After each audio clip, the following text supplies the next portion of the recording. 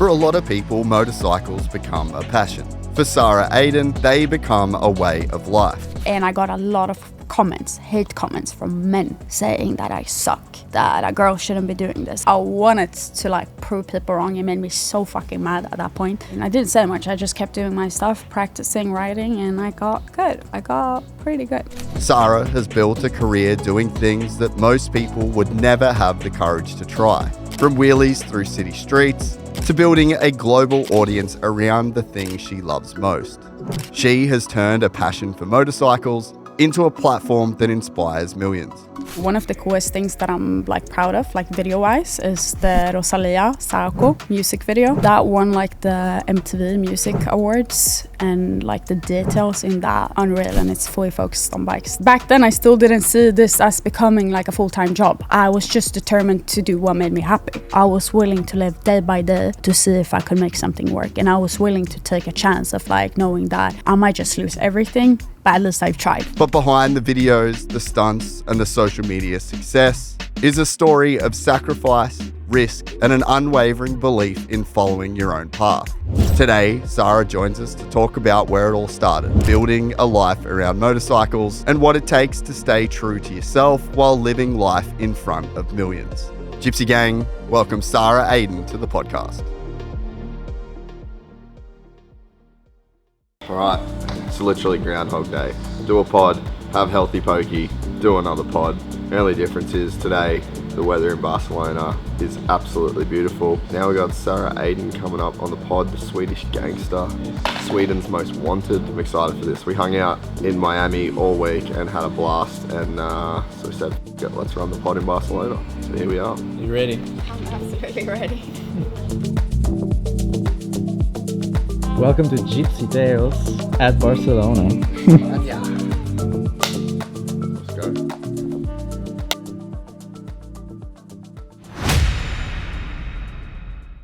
I cannot stand over-the-top YouTubers that start every single video with like, subscribe, smash that like button. I never, ever wanted to be that guy. But in the 7 years that I've been doing this, I would see over and over and over the comments that say, man, how does this channel not have more subscribers? And on the Jet Lawrence podcast, I finally caved. And I asked the Gypsy Gang to check to see if they were subscribed, because we have the data and we know that 70% of the people that watch this podcast regularly aren't subscribed. And I was really interested to see what would happen if I just straight up asked you at the start of an episode. Well, it turns out exactly 4,100 people subscribed to the podcast off that one episode alone, and 7,000 people subscribed last month. So thank you very much. And subscribing to the podcast is something that you can do completely for free, but it actually has a pretty massive follow-on effect with everything that we do. That number is in every presentation that we give to sponsors. It's in every presentation that we give to guests that we're trying to get on the pod, and a whole lot more. Those 7,000 subscribers that we got last month finally pushed us over the 100K mark on this full show channel, taking us well over 350,000 subscribers on YouTube in total. So if you still don't know whether or not you're subscribed, double check now. And thank you so much for watching. Yeah, we'll get one more here. That's awesome. That's cool. Sara Aydin, welcome to Gypsy Tales. Hello, thank you. I feel like we've had, this is 2 weeks of anticipation because we've been going to do this. Yeah. So we met in Miami at Formula One. Epic weekend there thanks to Monster. Yeah. And we were all just TikTok influencers. It was a bit strange for both of us, but it was cool. I know, yeah. We were like, what are we up to here doing all of this? But it was actually, it was such a fun weekend. And I think a lot of the fun was just all of us kind of hanging out. We had a pretty cool crew. We had a pretty cool... Definitely hard to complain. yeah. And there was we were both like, man, it's pretty wild, where we came from, that we're just here right now at Formula One, just kind of getting paid to hang out. Yep. I don't even know what to add to that. You did it pretty good.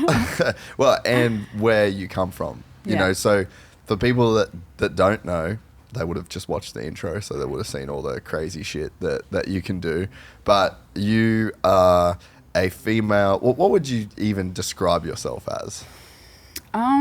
It's a very hard, like, I don't even know, like, fully how to say it, but depends on who's asking, I guess. If it's someone, like, within the culture, I wouldn't call myself a professional stunt rider, but I guess that is my job title, and I've been working with that for a couple of years now. So a stunt rider, motorcycle stunt rider, but then I do different kind of stunts on different kind of bikes. So it's a broad thing, and I do wanna, like, I try different things as freestyle. I ride a bit of motocross.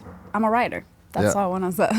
Yeah. So bike life is your life, essentially. Definitely. Yeah. So yeah, you are a professional stunt rider, and you have come from an extremely unlikely place to make your profession this. And not only just, you know, being from Sweden, it's cold for almost all of the year, but then also just a crazy background. So you come from, well, we'll get into it, but your family is like, there was no one in your family that rode, and you grew up in a very kind of strict household, you know? So like this, you shouldn't be here and you shouldn't be doing this, but yet against all odds, here you are. Yeah.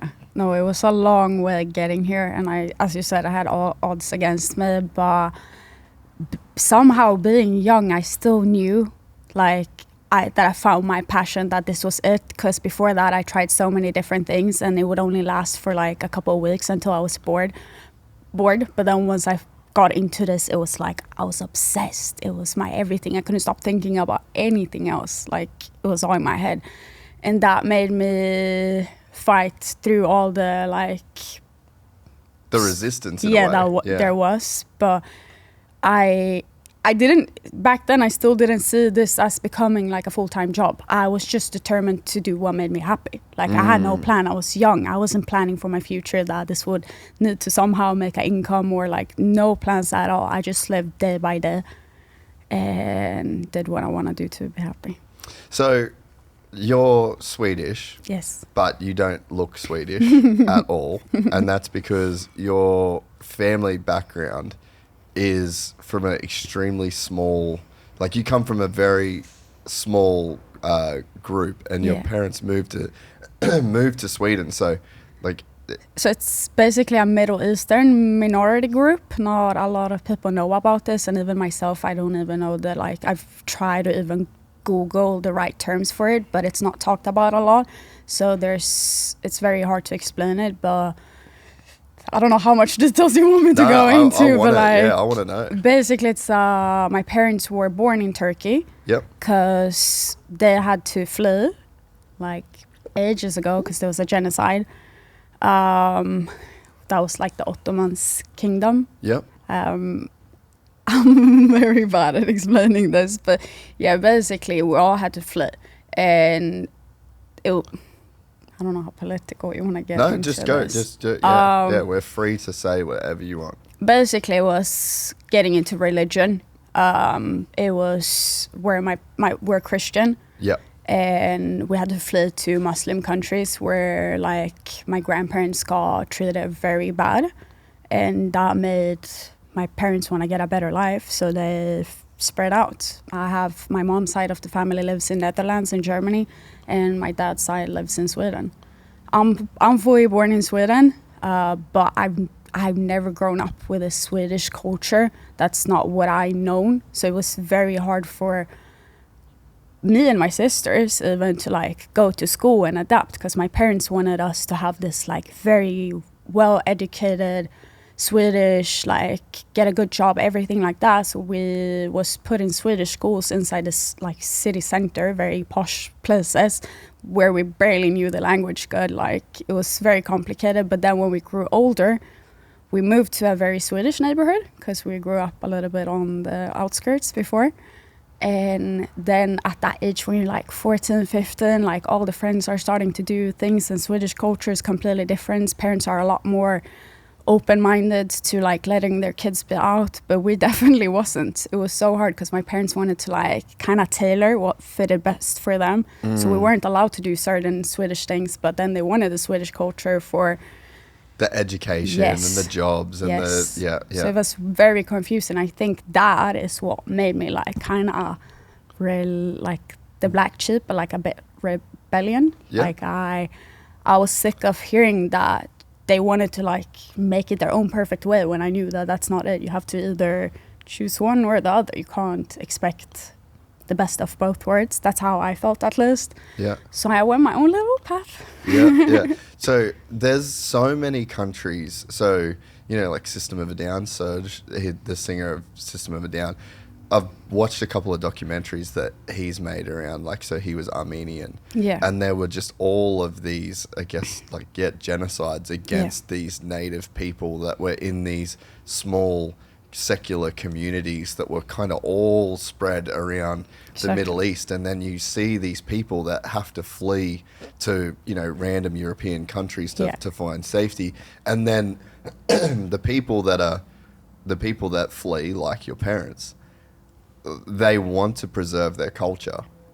Like the language, you didn't even grow up speaking. Like you grew up speaking your native. Mouth. Yeah, exactly. Do you even know the name It's of it? called Sorioyo. Sorioyo. I see. Sorioyo. I've never even. Basically the flag for. I've never even heard of it. You know. It's very similar to Arabic, but not Foi. Like it's different words, but some words are similar. Yeah. Okay. Could you get, like, if you go anywhere in the Middle East where they speak Arabic, could you? I don't fully understand. Like I'll pick up on a certain words and then I kind of can make a sentence out of that, but not that great. Like I understand my native language Foi, but I haven't spoken it for so many years. So I guess it's just being shy. Like if I would maybe stay with like family for a while, maybe I'll get into it. But as it is for now, I'm shook to even say like more than that sentence. Yeah. But I'll never forget like the understanding of it. So that was your first language? Yeah. Wow. Yeah. So growing up in Sweden, so when did you start to learn Swedish? What, did your parents speak Swedish? They did speak Swedish, but it was a very broken Swedish because obviously they moved there being, I don't know, around their 20s, having to learn a new language and culture again, being a bit different. My mom was like staying home with the kids and she wasn't working. My dad went to work, so he figured out his stuff. It's like, it was, but it grew. I remember being bullied in that posh school for not pronouncing stuff correct because I had a bit of an accent. Yeah. So when did you start? So you didn't really start speaking Swedish until you went to school, really? No, but like I did definitely speak Swedish, but I was more comfortable maybe around like 4 or 5, I would say. Like my Swedish started like probably changing better than my native. Yeah, and you look so different to all of those kids. Like I could imagine every single girl in that school was blonde hair and blue-eyed, and here you are. All the guys too. Yeah, it must have just been such a trip. But you can see how your parents, whether they even, I guess, consciously wanted you to keep the culture alive and to keep the language alive. I mean, if your mum's staying at home with 3 girls and your dad is off working, I mean, how is she even going to learn Swedish It was hard for her, but then when we grew a bit older, she wanted to educate herself in Sweden, and she did that, and she learned a lot in such a quick time, and then she started her own business, so she's also done very well for herself. The immigrant life is, like I grew up, I mean, we couldn't have more different stories, right? Like I grew up in a small town in the northeast of Australia, and I think that it's 5 generations that go back in this tiny town. It's the same town, And it's like my parents, my grandparents, my great-grandparents, my great-great-grandparents, and then I think it was the next generation that ended up coming over. And it's just like, and my wife's a immigrant, so it's like until I met her and learned about what she went through in her life, like if you don't grow up. I was gonna say it's impossible for you to know if you haven't seen or experienced like the difference. No, and it's just there is a certain level of resilience that to be successful as an immigrant, that you have to make it happen, because there's just there's no one coming to help you. Yeah. So was there other people that were from your group that moved to Sweden as well? Like, how did your parents choose Sweden? That's a good question. My dad moved pretty early with his whole family. I don't know how that even worked out, to be honest. I think they didn't have much options. There's like a few places that were heard of that would take in people, and that's where my grandparents went. And my dad took a big role in this. Like, he's not the oldest brother in our culture. Like, the oldest one would be the one looking after the whole family, but my dad was a bit younger, but he still took a very big role of like looking after everyone, and it's a big family. Yeah, right. So basically the whole family moved over. So you were... And my mom was living in Netherlands, and then she actually moved to Sweden just because of my dad. Oh, really? So did they meet in your home country? No, they met in the Netherlands. My dad was there. Wow, that's crazy. Yeah, I thought that they must have like moved across together. No, my dad was already living in Sweden before. He already had his business going and everything. Yeah. So have you been back to your like, I guess, homeland in a sense? I would say that would be where my parents grew up, in a village. Yeah. And we always spoke about going back there as a little family trip. It hasn't happened yet, but maybe soon. Wow. That's going to be an absolute trip. Yeah, definitely. I remember, so my family's background is Scottish. Okay. And we were doing a tour with a music group in probably like 2015, and we ended up going to Scotland. And I was super excited, just because my granddad, before he died, he did like a ton of research on our family, the family crest, the kilt, like all of that shit. And it was kind of cool to see him get super into it.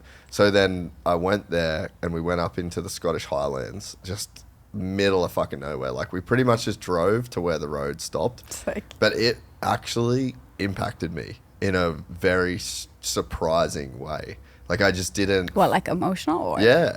Yeah, like I didn't expect that reaction. I didn't think that I would feel anything. I've traveled all over the world, but I remember there was like... How was it? What was it feeling? Like peace?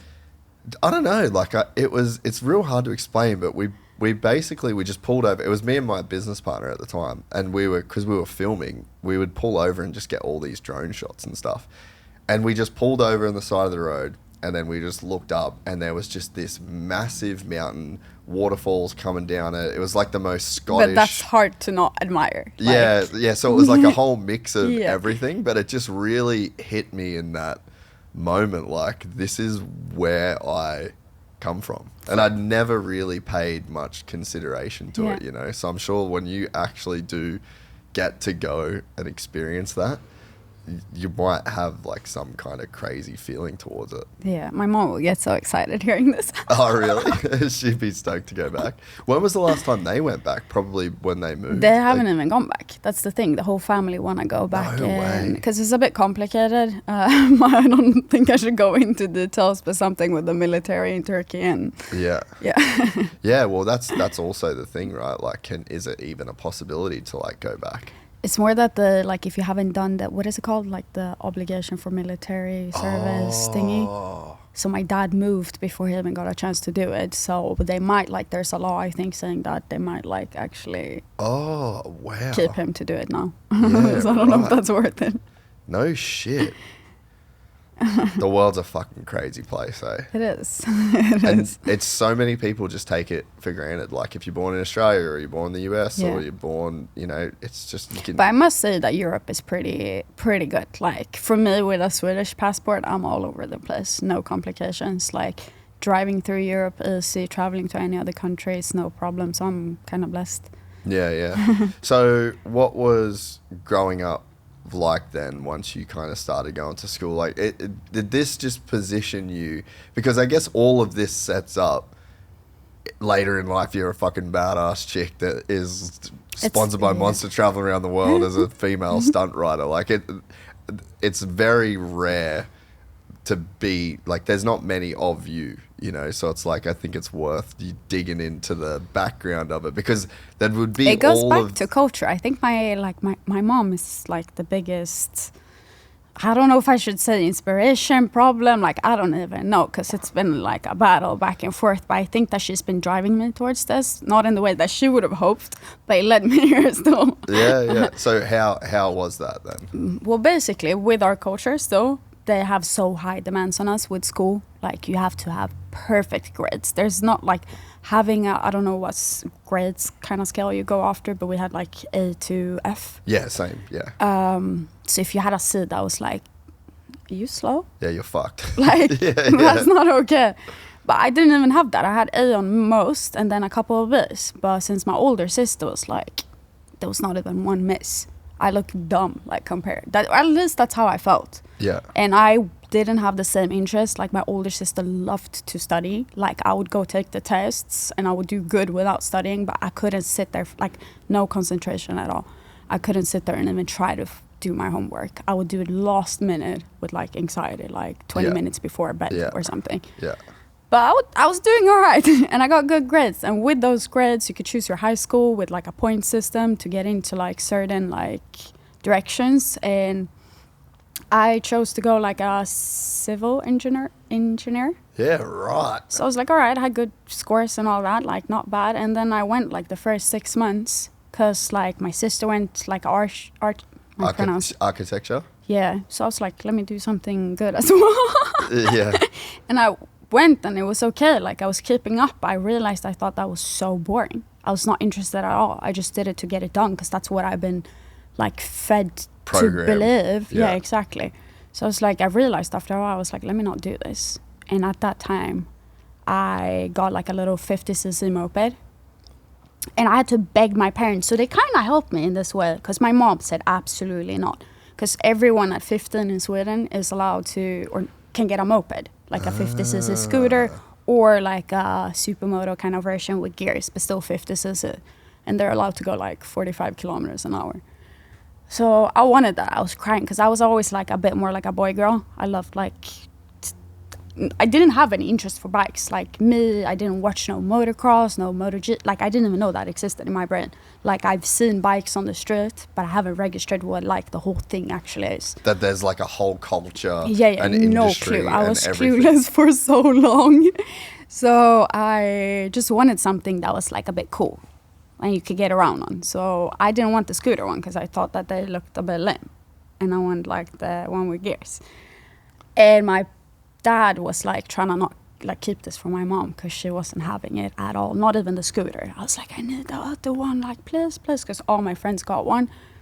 And then I like helped out with getting one, and he finally agreed to the other one. And my mom got like rages. She got so angry, said that they had to return it and stuff. So I didn't get to keep that for long. Oh, no way. Yeah. So then after that, I was like, this is fun, but I didn't ride that much. It was just, I basically learned. I was on YouTube there. I was like, what is a clutch? How do you even like, where's first gear? Like, what is, like, I didn't even know how to drive a car at this point. So I had no clue. I Googled every single little thing on YouTube. And I remember forcing my little sister on the backyard, like, I think she was filming me maybe, like, and I was tipping over in the grass, trying to figure it out. It was so bad. I couldn't even start the little moped myself. But then after that, I was like, this is fun.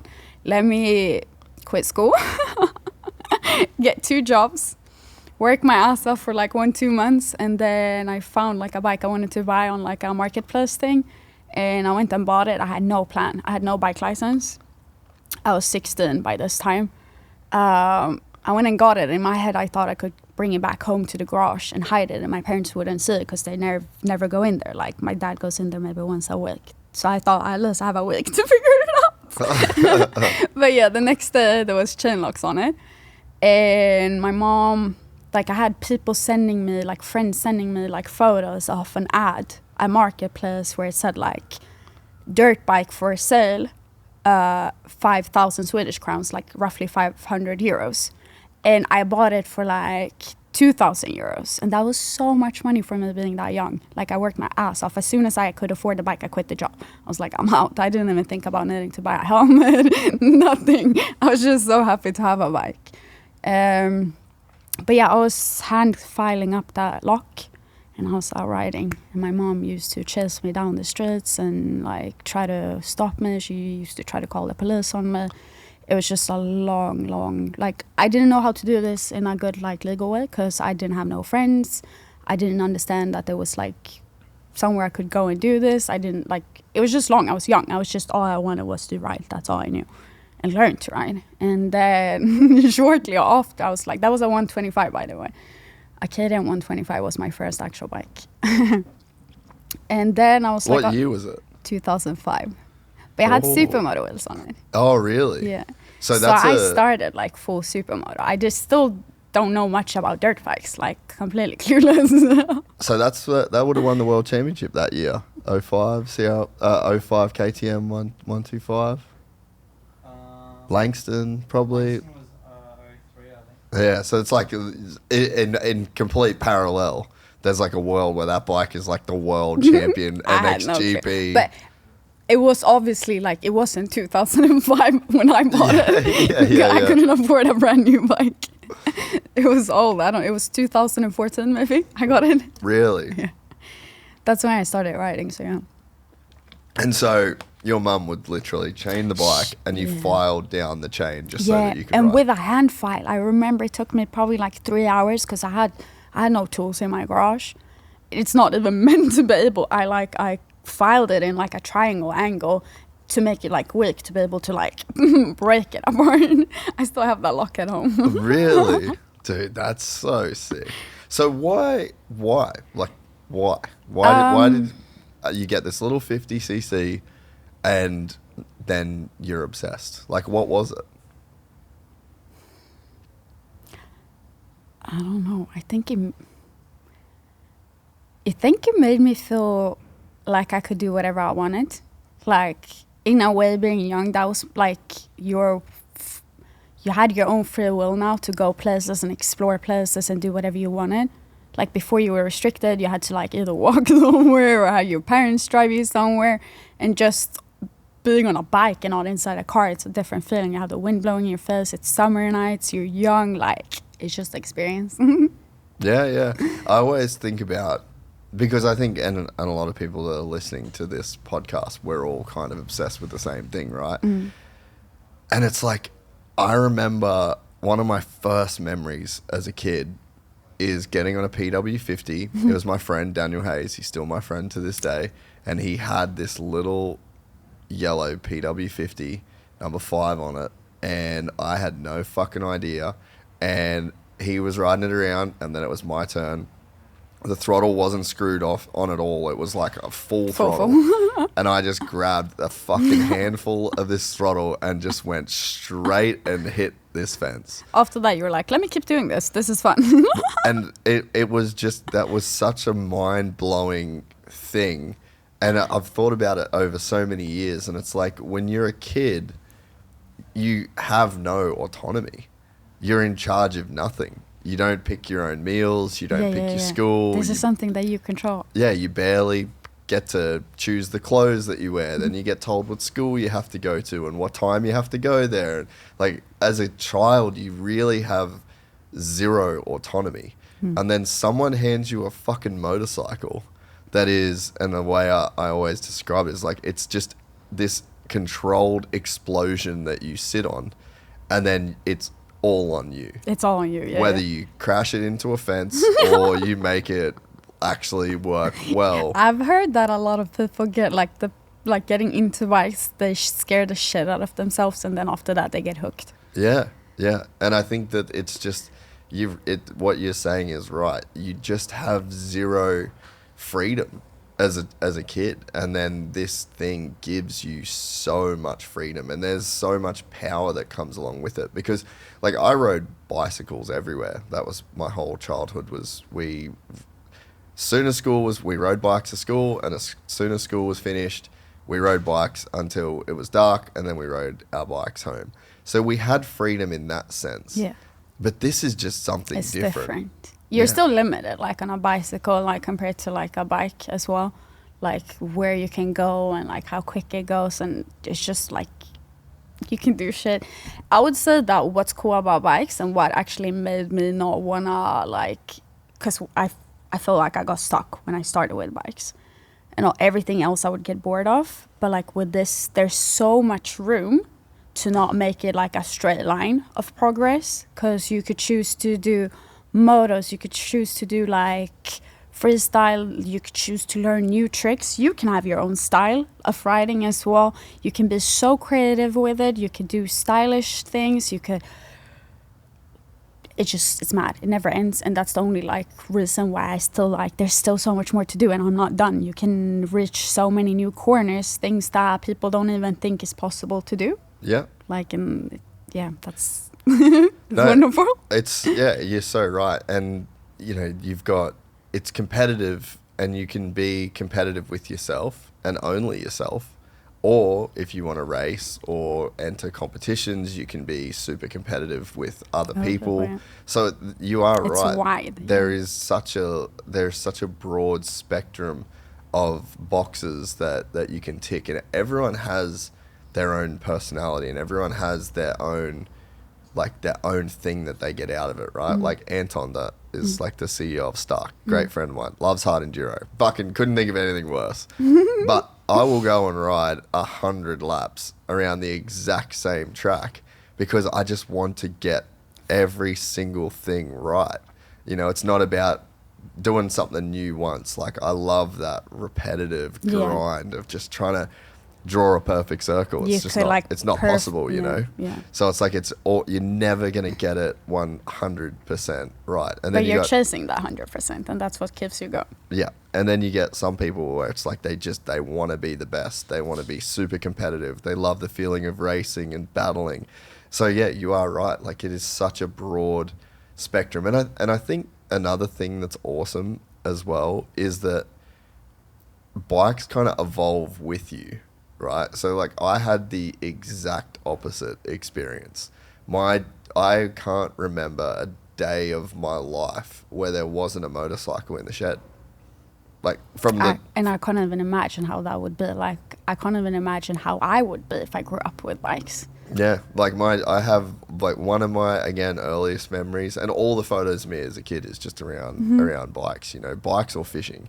And I remember watching my dad do a stand-up wheelie with one knee on the seat, fucking badass, on a sand beach, just him and his mate, exactly the same, just bop, bop, bop, bop, bop, bop, bop, bop. And I would have been 4 or 5 years old. I was like, that's the fucking coolest. He knew what he was doing. That's the man right there. But it's like, and so my dad raced motocross.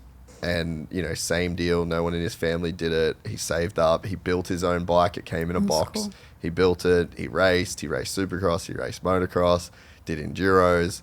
Then when he stopped racing, he did a lot of trail riding and these big, long adventures. And then now he rides big adventure bikes, and he'll do like 700 kilometers That's what I'm saying. in a day. And it never ends. It's just a different type of riding. Yeah. And as you age and as you change and as things in your life change, the bike can still be there. Like, my dad will ride until he dies, you know, like, and it's very rare to find something in your life that you can do forever, like with so much passion, you know. Yeah. Definitely. That shit's sick, dude. It is.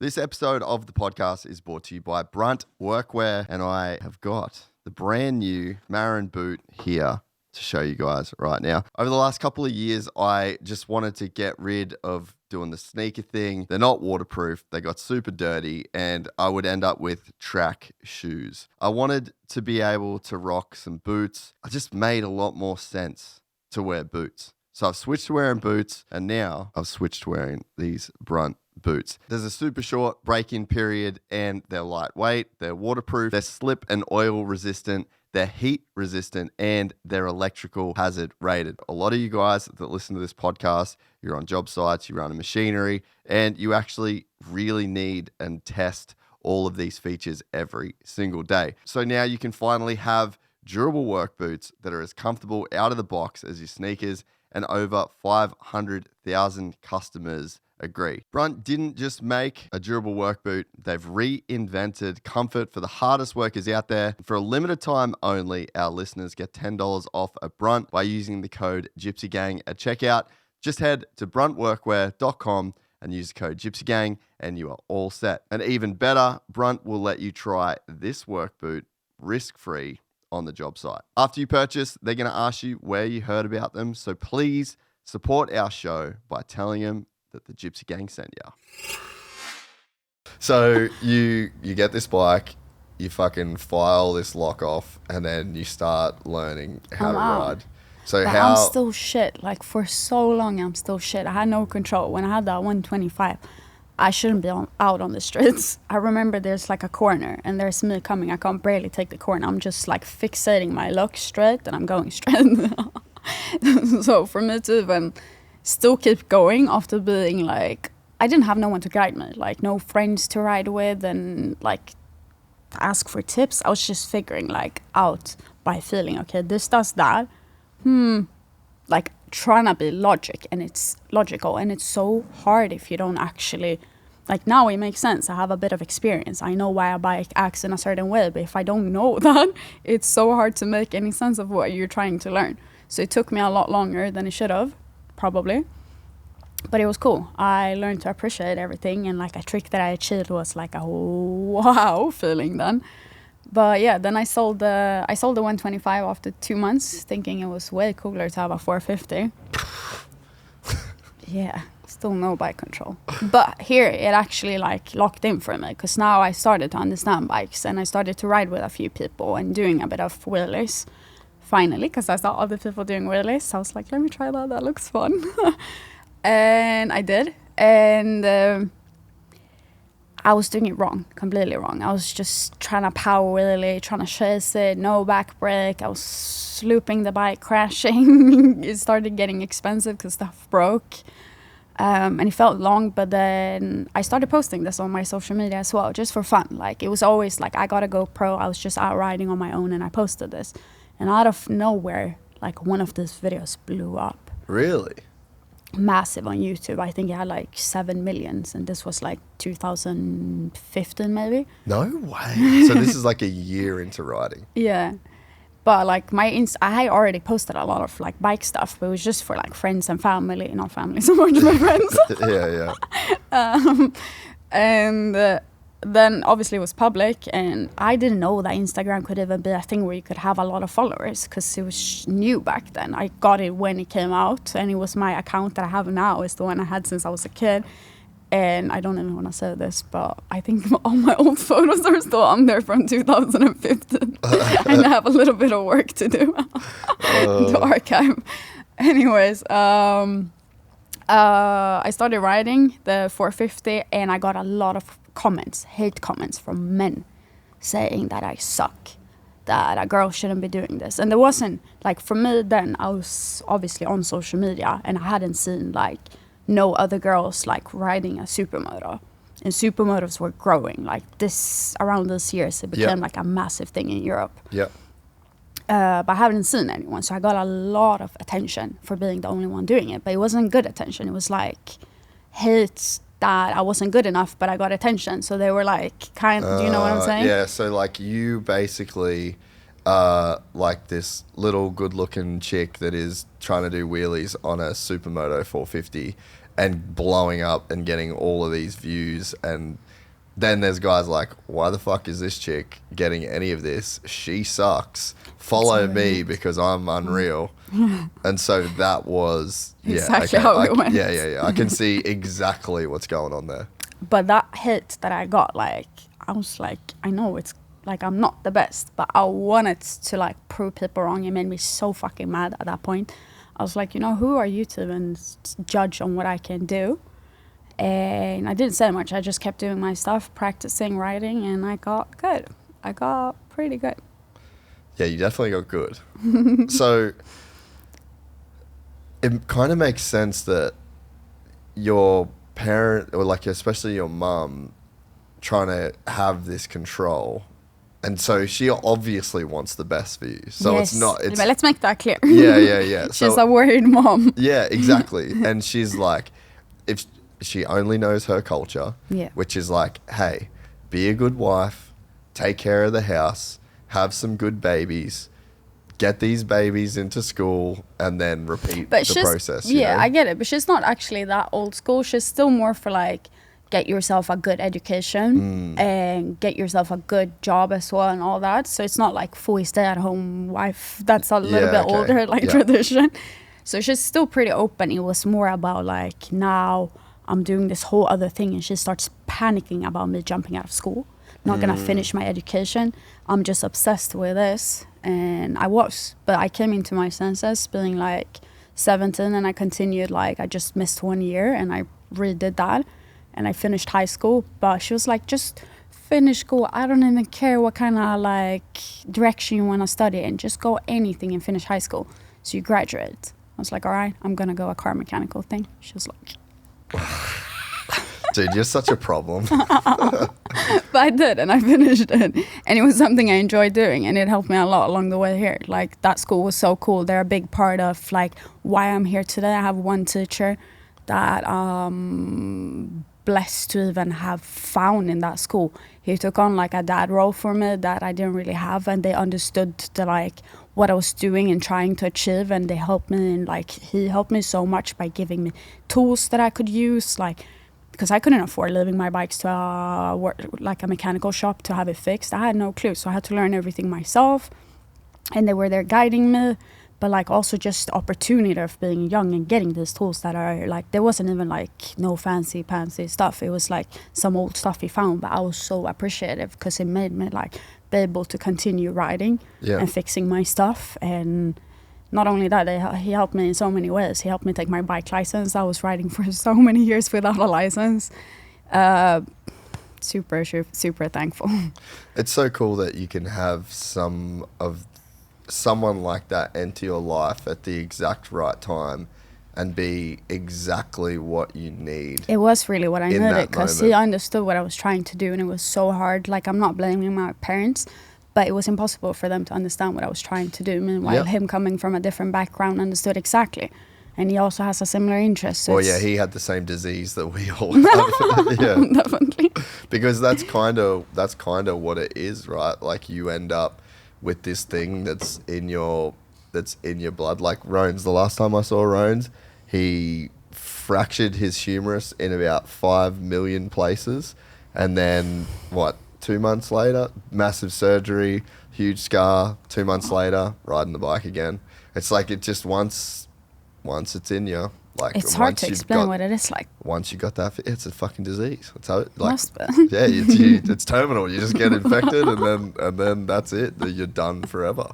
It's not that bad though. Yeah, I mean, it's good. Yeah, but if you don't have that, like, it's hard to understand. Yeah, and like, I mean, I think like my wife can understand it in like in other ways because she's got her own interests. Yeah. But it's like, you know, when we met, she was just like, what the fuck is this? Is insane. Like, I broke my hip probably 6 months into us dating, and she's just like, okay, so does that mean that you're not riding anymore? And I'm like, okay, you're about to see like the real psychotic side of this whole thing, because I guess it must be like pretty wild for people, not on the outside, but like for someone else to actually understand why you want to put yourself through that, because until they understand the feeling, the like high you get out of just riding, achieving something new, being faster than this lap before, or learning a new trick, like, or just perfecting something, it's like, it's unreal. I can't describe that feeling. Well, I think, I guess the best way that I've kind of learned to describe it over the years is like, I definitely didn't enjoy my childhood in terms of like school, and just, it wasn't a good life. Like, I didn't enjoy my life, and I didn't even really like myself that much, you know, and there was like, it was so negative in my head, and I wasn't enjoying the experience of just being me for a very long period of time. But when I rode... Did you feel like you were missing something? Like... I just didn't really like. you didn't I know. just didn't really like me, to be honest. Like I wished I was different than what I was, and that was a conversation that would play over in my head a lot of times. And you would want to change things about yourself, but it just didn't really work. Like you just are kind of who you are. And it was a lot of different things, like where we grew up, like the area we grew up wasn't great, and we didn't have a lot of money. Yeah. And I looked at that now when I, like being older, I'm like, dude, you had it fine, you know? Yeah, But when you're comparing yourself against that's the every problem, other, I think. Yeah. I think that in school, that's a massive problem because you get so blind when you start comparing because it's going to be so many different like levels. And as a kid, you don't even know what's valuable at that time. You just think that the stuff that everyone makes valuable is the important stuff. But then growing older, you actually see that it's irrelevant. Oh, that you. But it's tough. You couldn't have said that any better because I didn't have a cool backpack. I didn't have cool shoes. Cool kids. Now I couldn't give a fuck, but back then, you know, it was such and it's you tough. would get teased and bullied for what you had or didn't have, you know. And then it was just riding. Like when I would just like practice wheelies and manuals on my BMX bike for just hours because you forgot who you were. You forgot about your life. All of those things that were going on in your head, whether it was at night before you went to bed or when you were just alone eating food, whatever it was, like that conversation that you have with yourself about who you are, that stops because it can't happen while you're riding. And it's helmet on, world off. Yeah, that's you say that? That's like a saying? I don't know who invented that, but I'd say that a lot. Did you just invent that right now? I've used that for a caption before. That's amazing. Like that is exactly... It feels like that, no? Yeah. Like everything else, just like all the noise that is around just goes quiet and it's just you and the bike. And I didn't realize that's what it was for a long time, but I actually remember the exact moment that I fully figured it out. And what age was that? 17, I reckon. So I feel like that's so much. Really? Yeah, so I remember just like as soon as I left school, I got a job. I was mowing the fucking freeways. Like I literally had a whippersnapper on a harness and I had a fuel can. And it was 40 you use degrees? Yeah. 40 degrees on the side of the fucking highway. And I would just walk for 8 hours mowing a freeway. And then guys would pick me up for lunch. You'd have lunch. They'd drop you off in the same spot. They'd pick you up at 5 o'clock when you knocked off. So you just had like all of this time to think about how shit your life was and like how shit all of your decisions were, you know? And then, so I would just be like so obsessed with riding. And I had a CRF 450 and a shitty little ute. And every single time that I would put my bike in the back and I would go and ride. And then there would be like relief in Would you that. go ride tracks then, or? Yeah, just tracks. There was actually this one track. It was a sand track that was just in a vacant lot. It was just like this big sand lot, and We have a lot of those in Sweden too. Like not an official track. Yeah. Yeah, they're lit. So I would just go there, and so on this day I went there by myself. It was hot as fuck, and it was so dry. It was just like the worst conditions to ride, right? And I went there.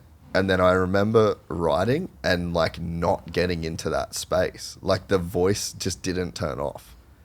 And then I remember loading my bike up and driving home and feeling like robbed.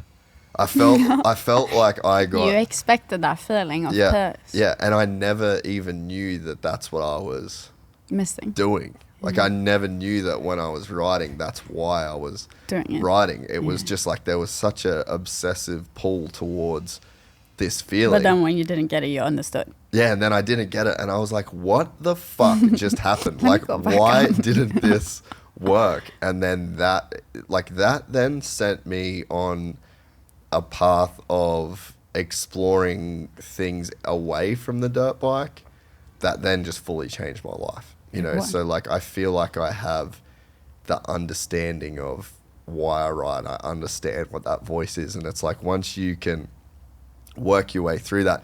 Now I feel like I don't need to ride to get that feeling. Obviously, I still love it. And then I feel like now when I do ride, it's like instant. I just know what it is. I know what I'm doing. Yeah. I feel like the older I got, the more like sensitive I've got about my writing. Like there's more emotions involved in my writing. Like when I was young, it was obviously it's because there's a lot of pressure now because it's a fine balance between work and passion. Yeah. Before it was just pure, like there was no consequence thinking. There was no pressure at all, and now there is a little bit. So I think that changes a lot, and it's a very fine. Like you have to find that balance to still be able to achieve that feeling that you were talking about. The like. Yeah. Because it's easy to overload like work where I feel like, oh my god, I have to go learn this trick before the certain date because the shoot is there and it's only gonna allow this. Like that gives you a time pressure now to learn a specific thing that you probably would have learned so easy if even shorter time if you had no like time pressure. But knowing that you have time pressure, you're like, now I actually have to go right. What if I'm not in the mood to go right now today? Like it just changes the whole thing. So that's why I'm like trying I'm very focused on trying to find that fine balance because I don't ever want to like lose like so writing becomes more negative for me instead of positive because it's still like the best feeling out there. But I think you need to be a little bit careful when it's like a full-time job that you do. Yeah, I ended up in a place where I had to do a lot of filming when I ride, whether we do a bike build, whether we do whatever. And in my normal life, I'm too busy to actually just go and enjoy riding. And I felt like every time I rode, the camera was pointed at me. And I just felt shit. I look shit. I'm not... It changes the perspective completely on what you're doing. Yeah, yeah. And I'm not the best rider. Like, I'm just a very normal rider, you know? And so it's like to have that pressure to film and to try and look good when you've got a big audience of people. And I'm not actually a fucking writer. I'm a podcaster. Like, let's be real about it. I think you're dusting on a track anyways. Yeah, well. But it's like that feeling kind of sucks. And so until that, I couldn't relate. But I feel like I kind of can relate right now. And it's like, yeah, if I could just go out and fuck around and enjoy it, the filming probably would look good. But when you're so focused on that filming process, it's just like, this is brutal. I just would rather be at home. Yeah, I try to take like days where I'm like, let's just go out and ride. Don't even care about filming, no content. Just go out and have fun. But then it's always still in the back of your head. So it's like, because I could have been, and you can still do it sometimes to have fun. But sometimes it's lovely to just go out completely, like even on your own, go a little trail ride somewhere, go find a nice view. Like it could be different just to like remember that freedom feeling that you get on the bike. Yeah, and I've been chasing that a lot more recently, and I think that I'm maybe more aware of that than ever. Like I had the other day I went out and it was pissing down rain. I didn't even check the weather before I went. Like I was just going riding. I was meeting a friend at the track. Got there, was pissing down rain. It was fucking freezing cold. Thank God one of my friends left a sweater in my truck. So I put on his sweater. I'm like, sorry, bro, this is getting destroyed. And I just went out and rode and rode and rode and rode and rode and rode and rode. And it ended up being one of the most enjoyable rides that I've had in so long. Sick. It could be so different. Even for me when I was young, I used to go out and ride in weather that was like unheard of. Like you wouldn't do it now. I wouldn't do it now because what do you mean? It was snow and I had slicks and I was trying to go out and I fell in the first corner down the hill. Like I was still determined to make it work because I knew that after that icy downhill, there would be like some dry patches and I can like catch them and then drive into the city in the tunnels. There will be like wet almost all the way in, but then in the middle there will be like a dry patch until it gets wet again. Like I was like, that's worth it. But now I would be like, let me just load up and maybe go somewhere warmer. Yeah. Let me just move to Spain for half the year. Yeah. So you get the 450. How long did it take you to... The story. Yeah, how long did it take you to, I guess, get to the point where... Like, what were you kind of doing when you were first riding? Like, were you just cruising around? Or was it always, as soon as you started riding, you were like, okay, I want to do some wheelies, I want to do some tricks? As soon as I got the 450, which was like I had the 125 for maybe 2 months. So after that, I started seeing people on similar bikes doing wheelies. So that's where my focus went. And once again, I didn't know like much about. I knew that there was people going riding in the woods, like local enduro, but like the whole track, like getting a license, this and this was like, whoa, I don't even know about this. So I was still doing the wheelies, and my mom just got madder and madder and madder, and it got to a point where I got kicked out. Really? Yeah, I think I was 17, just like, yeah, maybe 17, soon turning 18. But she kicked me out, and in our culture, once again, this is not normal. You're meant to live at home until you get married. So it's not like you're 18, figure it out yourself at all. So this was like a big deal? It was a massive deal. How did you feel? I was still focused on wanting to do my stuff. I think I was a lot more unbothered when I was younger. Like, I suppressed my feelings a lot compared to now. I think I used to not... It used to feel like I didn't care, and maybe I didn't at this point, but things changed for me now. Like, I care a lot more than I used to be before, but it didn't bother me then. It was just annoying that she still tried to get in the way of my riding, because even when I did my own thing, I tried to rent like houses, and she was just out to stop me, and she used to find like the numbers I called, because we had this like family phone company. Yeah. Like, I don't... Yeah. You know what I'm saying? Yeah. So she could go in the caller list and find who I called, and she used to go through all those numbers and call them, and it's like, how do you know Sara, blah, blah, blah, and scream at them. So she found out every single house I tried to rent from, and she used to say mad stuff, so I wasn't allowed to rent these places. And I just got so fed up at one point. I was like, okay, cool, houses doesn't work. Let me try to rent a garage, because she kicked me out of my own garage as well. I need to move all my bikes that she can't like do anything about. And then I was thinking I could live in the garage. But even that, she showed up to that place, had me, like, I had a 1-year contract like between 2 companies, but the landlord didn't want me there because it was too much drama with her coming and screaming and causing problems. So it's like, I got embarrassed. Obviously, I had my name kind of growing on social media. Like, people started to know who I was, and this was still happening. She used to call, like, my first show I did, she called that place, and she's like, she's not allowed. She's a minor. You can't allow her to come and ride this and this and this.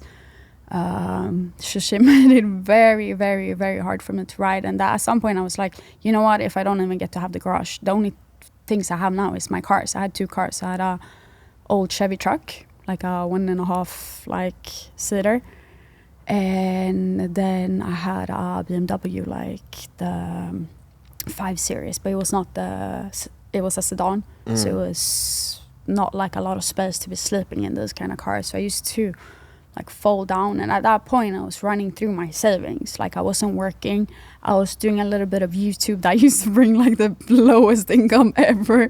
Like, I was basically just going around to get fuel. And my savings, like, I ran out of them pretty quickly, and it was hard to even afford food. I couldn't afford to start like the car running during winter in Sweden. Like, this years it was mad compared to now. Like, it was -20 in Stockholm pretty much every day.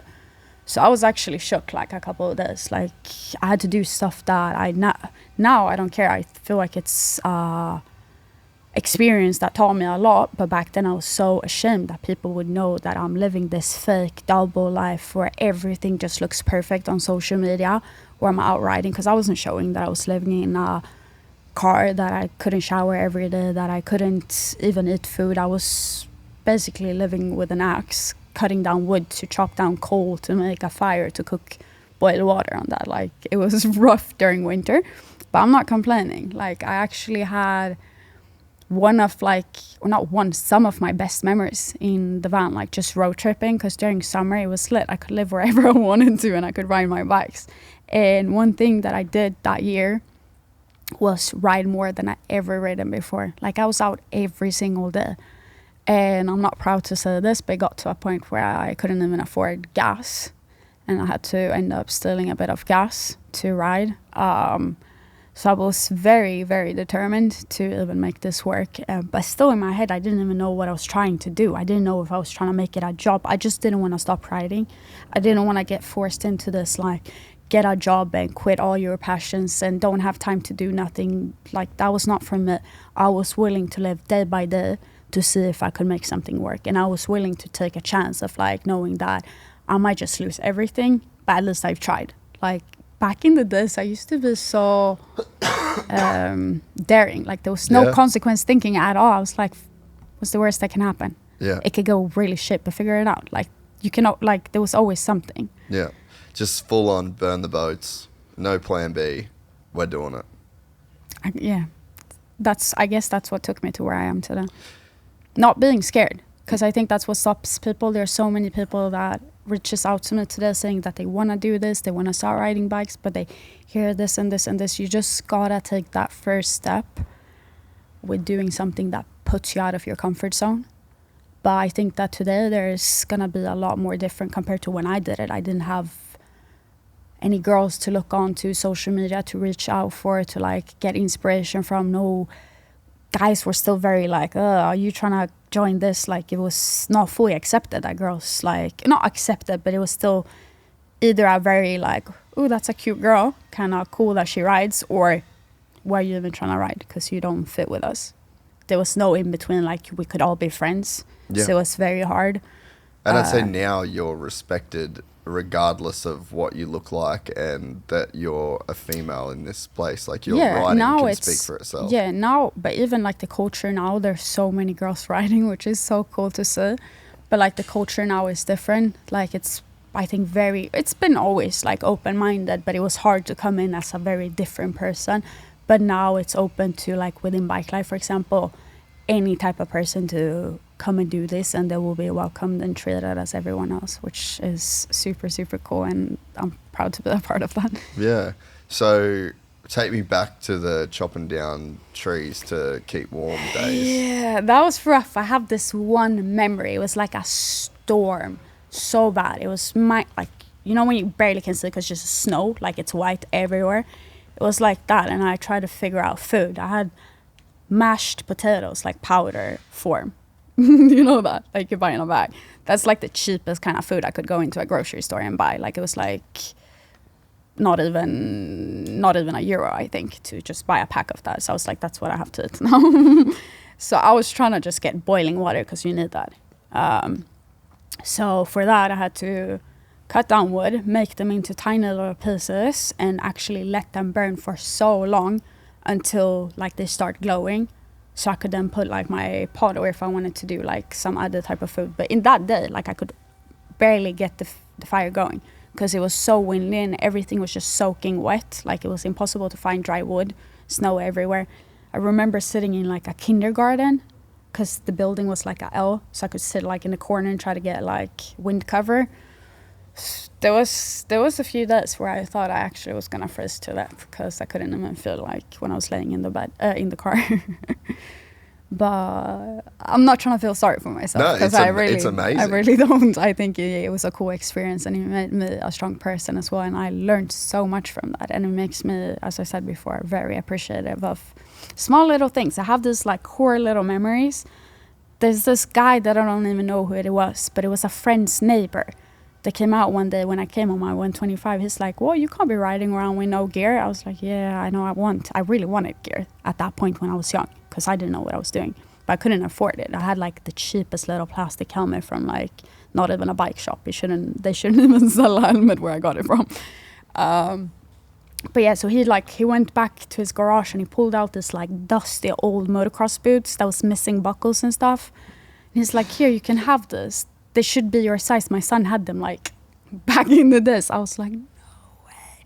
Am I getting this? I was wearing them every day. I was so happy. I was wearing motocross boots riding on the streets with shorts. Like it didn't make no sense. But I was so happy to just like, and now to think that I can go and afford to buy my own, like it's a wow feeling. Well, and people probably just give you a ton of shit to where you don't even have to buy things now, you know? Yeah, maybe. That's what happens. But I mean, yeah, those times, and the people that make it all have these stories. And I mean, maybe not to the extreme that you had to live this, but I think that's the thing that becomes the deciding factor in stories like yours, is like, how bad do you actually want it? Because there's a lot of people that they can see the end result. Like you said, you were kind of living this social media double life. Yeah. To where it's like, you see this girl that's doing these tricks and doing these wheelies and has these I followers. started understanding. Like, I think I took the opportunity when it came. I wasn't blind for it when it came.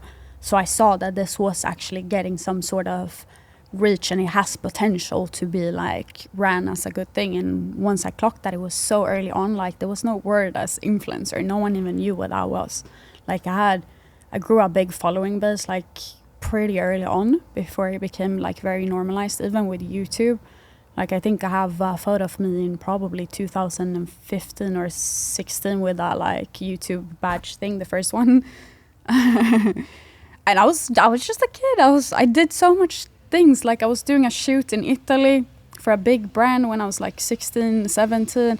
I was all over. Like I didn't even understand how these opportunities got like faced my way, but I took the ones I saw would make sense and I tried to make something out of it because I knew I really wanted this to be like my thing.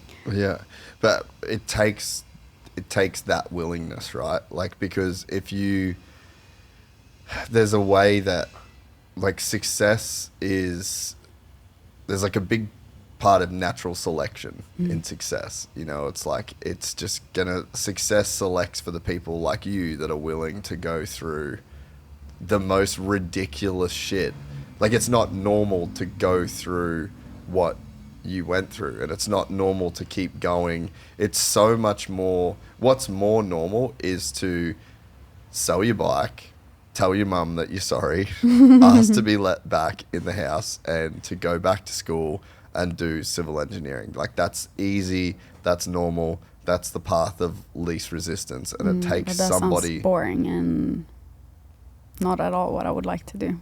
Yeah, but it takes somebody very different to actually say no to all of those things and just say no to the comforts of life, you know?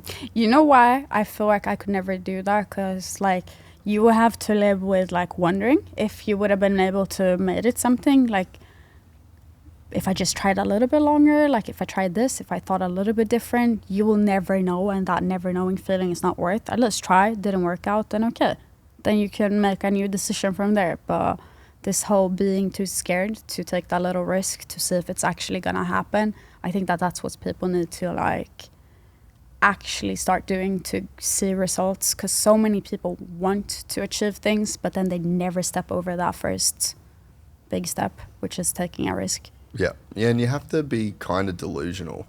You can't expect to be safe. That's the problem, I think. People want a safe card, like, oh, well, what if I don't have money to live without this job now? What am I going to find out in my head? And also, I think that people want a guarantee. Yes, that's what I meant with safety. Yeah, well, no, I think you're right in saying safety, but then I think that the guarantee is like another layer of it, right? So like if there's somebody out there that wants what you have, and if you said to them, I don't know if you're going to get it, they would think differently about if you said, you're going to be freezing cold, you're going to have to chop this wood down, you're going to have to sleep in a fucking kindergarten, you're going to have to do all of this crazy shit, but you will make it. You'll get a monster helmet, you'll get paid. Then people have something. Yeah, then they're like, oh, fuck yeah, I can do it. Because it's proven to work. Yeah, how long is this going to take? Oh, okay, I'll suffer through that. But They're not knowing. But there's no guarantees.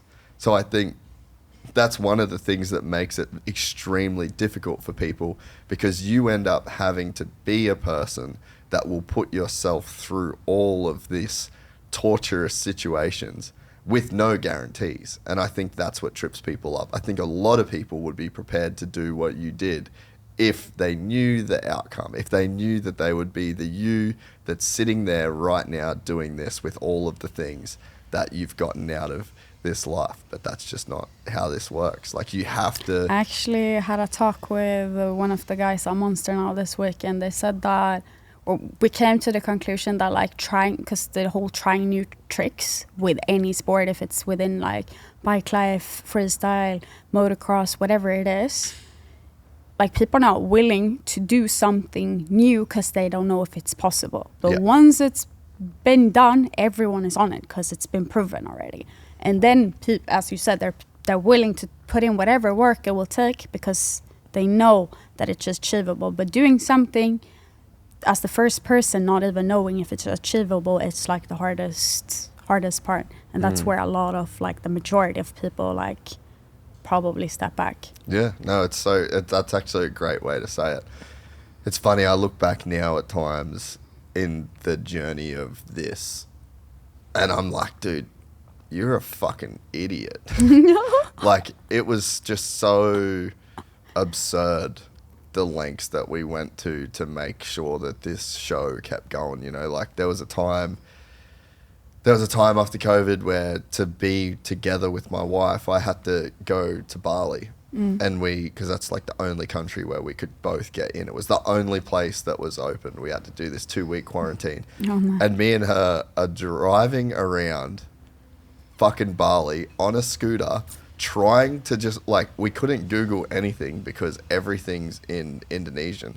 So we're just doing laps around on a scooter, looking for somewhere that would sell the grey backdrop that we use normally for all of our podcasts. And we've got this epic photo of her sitting at the table that I made, and I've got fucking duct tape on the walls of this villa with just this big square piece of grey vinyl that we bought from a vinyl store. And it's like, it's so easy in those moments to just not do that. And you just, the whole time I'm just riding around being like, this chick probably thinks that I'm a fucking idiot.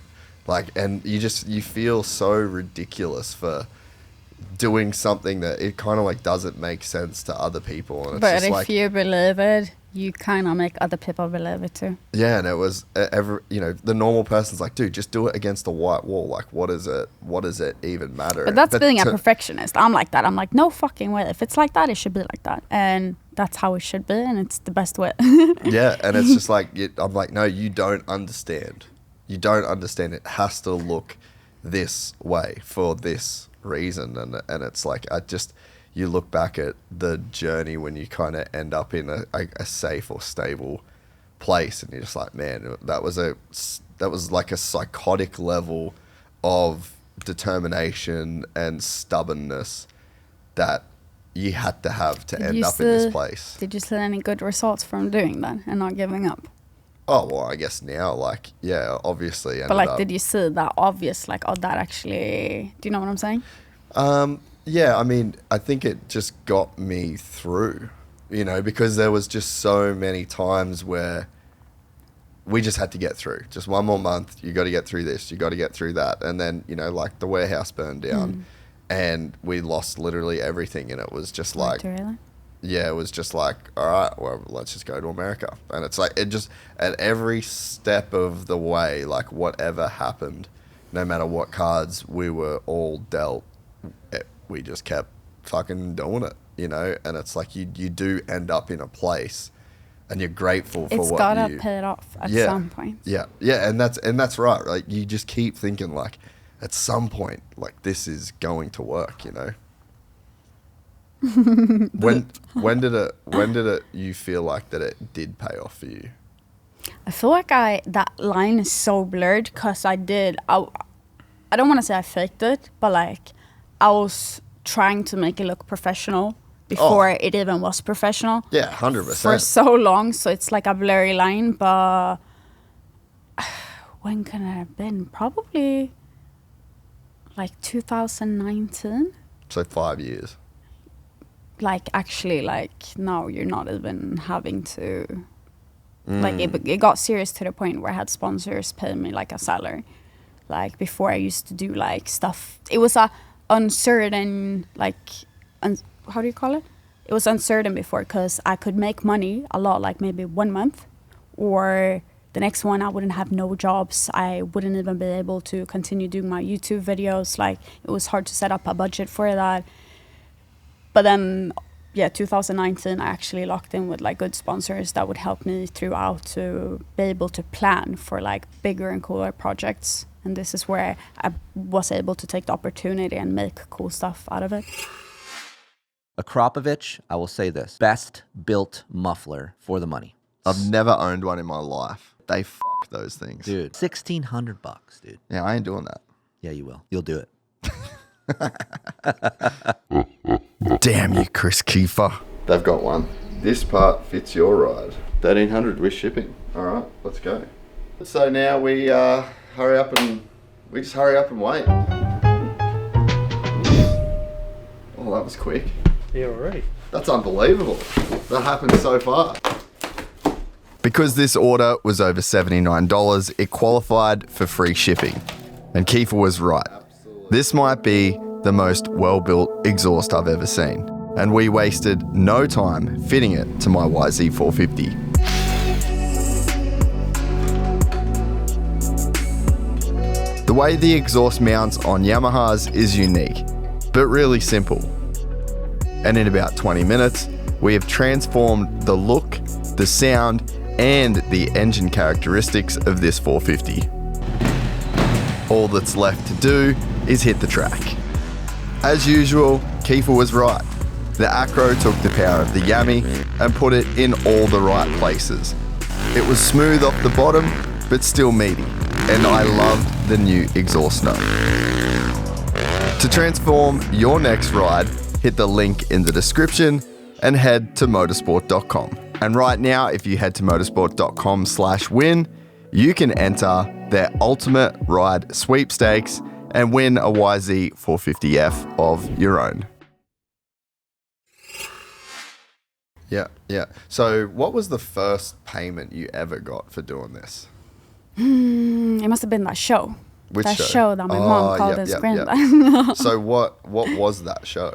It was a local bike shop in Gothenburg, which is like 5 hours from Stockholm. It was actually, I would say that if I were to go and do that show today, I would actually enjoy it because I remember the crowd being so lit. Like there Really? were actually just happy people there. Like there wasn't too many people, but it was a good crowd, and that makes a big difference. Like sometimes you can have this full arena with people and they're just stood there, like it's not the same thing. But it was very, I don't know, very friendly and very like a good vibe around there. So I actually enjoyed doing that. And so how much did you make from that? Oh God, I don't even know. Maybe like 300 euros. Dude, that would have been the best 300 euros you've ever made. Definitely, yeah. And did that then make it to where you're like, okay, this could actually be a thing? I think YouTube was still in my head, I was like, oh, I heard you can make money on YouTube. Like, that's where I was trying to, because for me, I've never been driven by money. I still am not. Like, I just want to keep doing what I like doing. And obviously, you need to get an income to be able to do it. But I think only now recent, like I've started to think a little bit different, that maybe it's smart to like try to invest in stuff and this.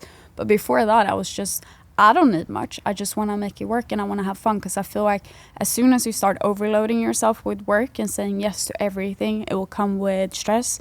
It would come with a lot of pressure that would once again ruin that balance of the riding with passion and job. So I always try to stay where the limit is. Like I don't try to overdo stuff.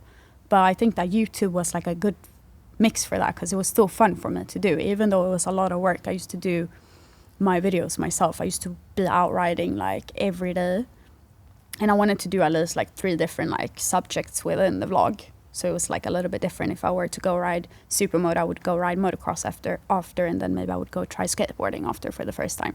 So it was like a bit of a plan still to go around and do stuff. And then after that, I used to come home and edit my vlogs. That would take the whole night because I was slow and used like the shittiest laptop ever that would just render every 2 seconds and crash. And then when that was rendering, probably like 6 or 7 a.m. in the morning, I'll put that in the fridge because it would overheat and explode if I tried to render it outside. But I would put it in the fridge, render that, which took like so many hours, and it would be ready for me to just get a couple hours of sleep and then redo the same thing. No way. Dude, you have grinded for this. Yeah. That's unbelievable. So you started making some money from YouTube though? I would say a little bit. I would still say that YouTube felt like a scam for me, because I don't know if I was doing it wrong, but I never made like any decent money. It was, for me, I just did it because I thought it was a cool way to share me, and people love to interact with like the vlogs and stuff. But I never actually, like, I got payments, but like nothing that would actually How many views and stuff are you getting a month? Do you remember? I used to have, obviously now I don't do YouTube anymore because my channel got hacked. But Oh, really? Yeah, but I still have it. But what happened was that they deleted all the videos from the channel. Oh. And then I was on the support with YouTube and they tried to restore my videos, but they only restored like half of the videos. And the half that they restored was like the less viewed ones. So my statistics online was like minus 25 million views. And after that, it was just impossible to reach out to my crowd. Like I was reading all the statistics and stuff, and it would show that only 6% would like even get on notification, even if they had like the bell on for everything. So I don't know. I tried for so long to like restore it, but it didn't really restore good. So I died out on that. But I used to have some videos that had really good views. Yeah, right. So, but it just never really turned into anything monetarily. I might go back soon because I feel like YouTube is still something I enjoy doing because it's like I love being creative and getting to express my feelings through like videoing. Yeah. So definitely might do a comeback soon. How many subscribers have you got on there? I used to have 400k. I might have dropped a little bit now because I'm not active, but somewhere around there. Yeah, you should definitely, because I feel like nowadays with the way that the algorithms are, they're so much more complex, you know? Yeah, I will give it a go, but I feel like that channel is just so hard to get back to life after that it would have almost been easier to like restart and do a new one, but what's the... Yeah, I reckon you'll be able to get it going again. Plus you've got, especially just with reels, like you should just, all of the reels that you've got on Instagram, just bulk download those reels and then just schedule the uploads, post 3 a day and you'll get back there for sure. We can talk about that. We can talk about that after, but I reckon you'll be able to get that shit going again. You might see me on YouTube soon. yeah. So you do that first show. Does that then kind of spark a little bit of like, okay, I could actually just like make this into a thing now? It did, because I saw like a little bit more opportunities coming with the first one. Then shortly after you get invited to something else. And from there you make a little bit connections with people that want to have you on for something else. So definitely like you start seeing a pattern and you realize that you need to be smart about what you're doing. And the way that I was always very aware of how I wanted to represent myself. It was very important for me to showcase, because I got judged for being a girl. That, oh, she's just a girl, she can't write. I wanted to get past that so bad, because that was like a stamp in my forehead. I worked so hard on my writing itself to get to the point where people would just say she's good at writing and stop at she's good at writing, because you used to always be like, oh, she's good for being a girl. Yeah. What do you mean? And it did, and that was a big like achievement for me. I remember like kind of seeing when it started switching to that. When was that? Probably around probably 2020 maybe. Yeah, okay. Yeah, so sort of right as you were getting sponsored, and like, did that kind of help you to like really invest more time in writing, or was that kind of that year that you were living in the van that summer where you wrote every day? Is that where the No, writing... it was after that.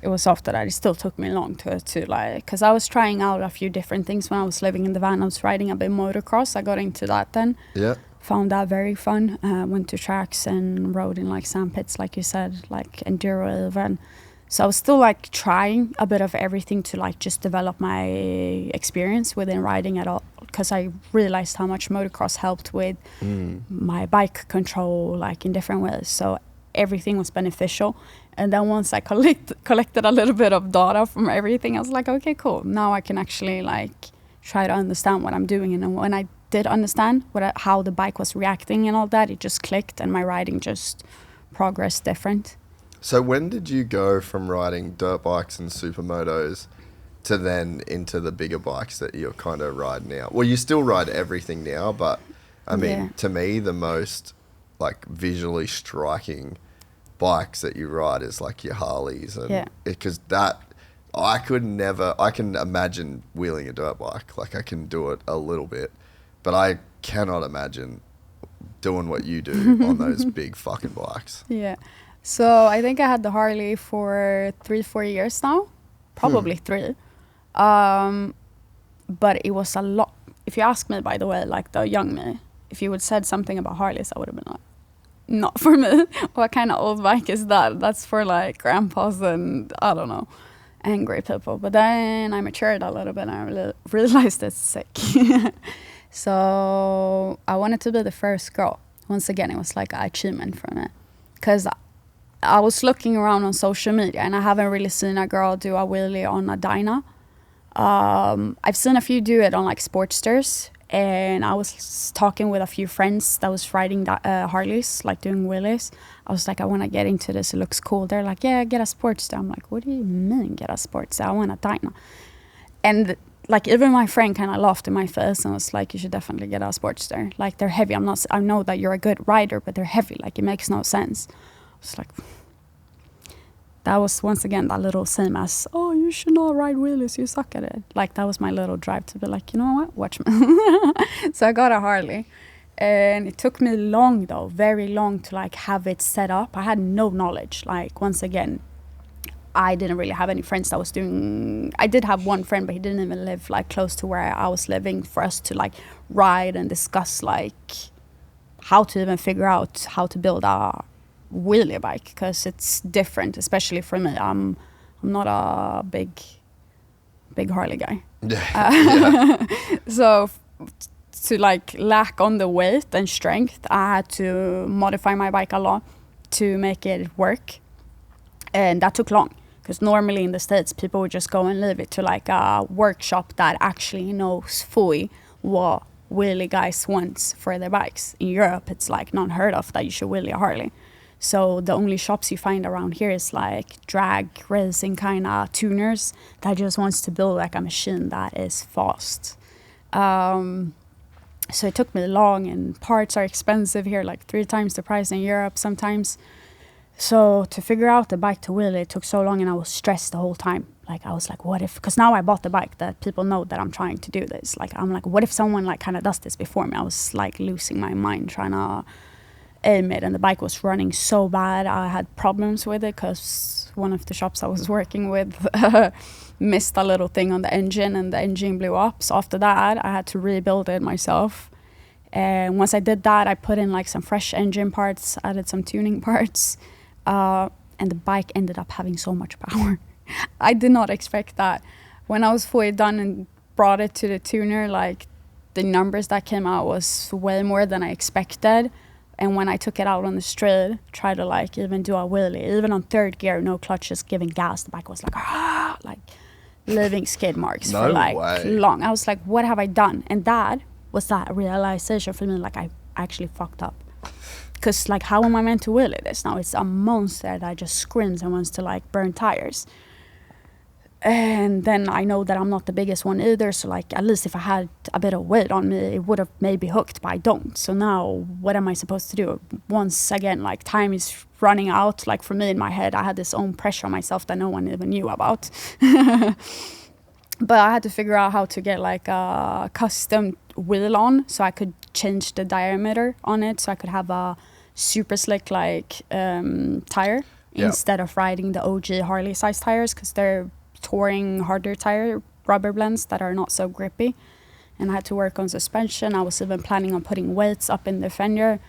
But once I got that timing, and this is why like the Harleys are so different, because I'll really like most other bikes without any effort, like they react the same and come up the same.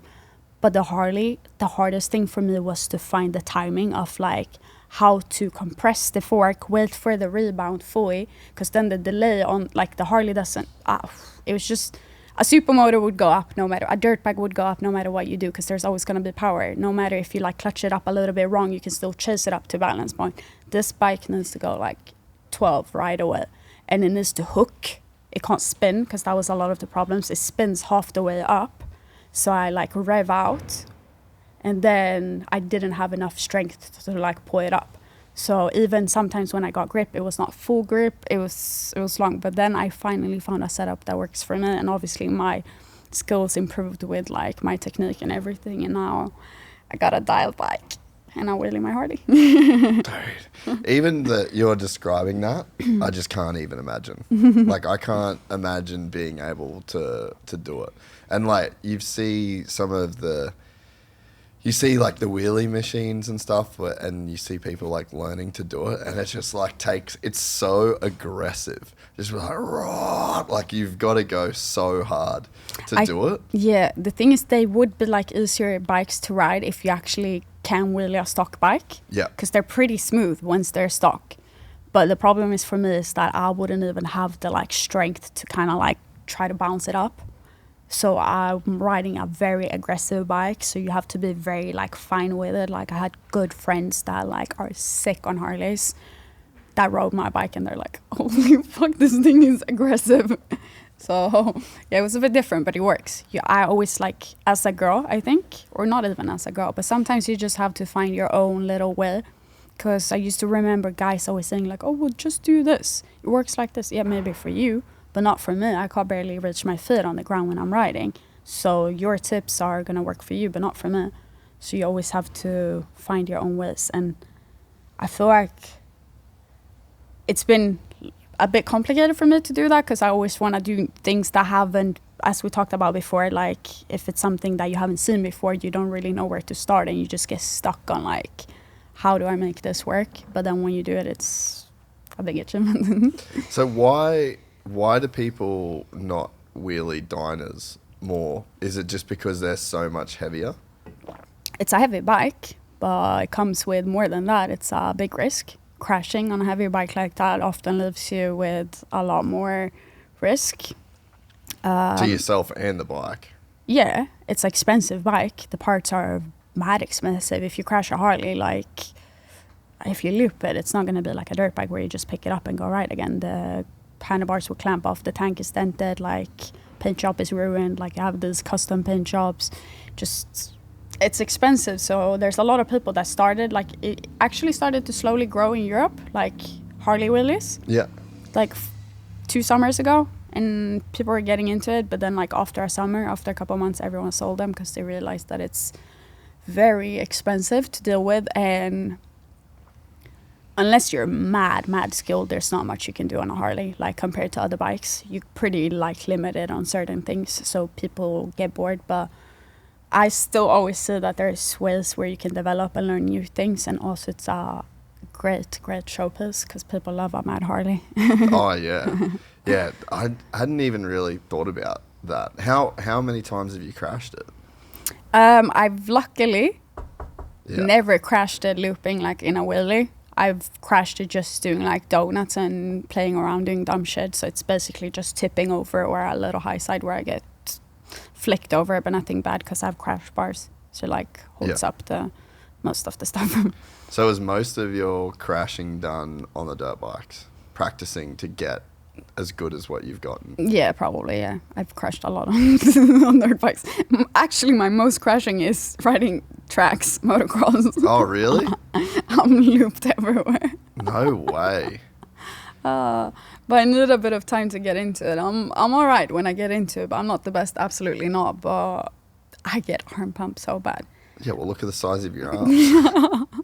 Unfortunately, now I haven't been able to ride motocross for a year because of the the wrist injury.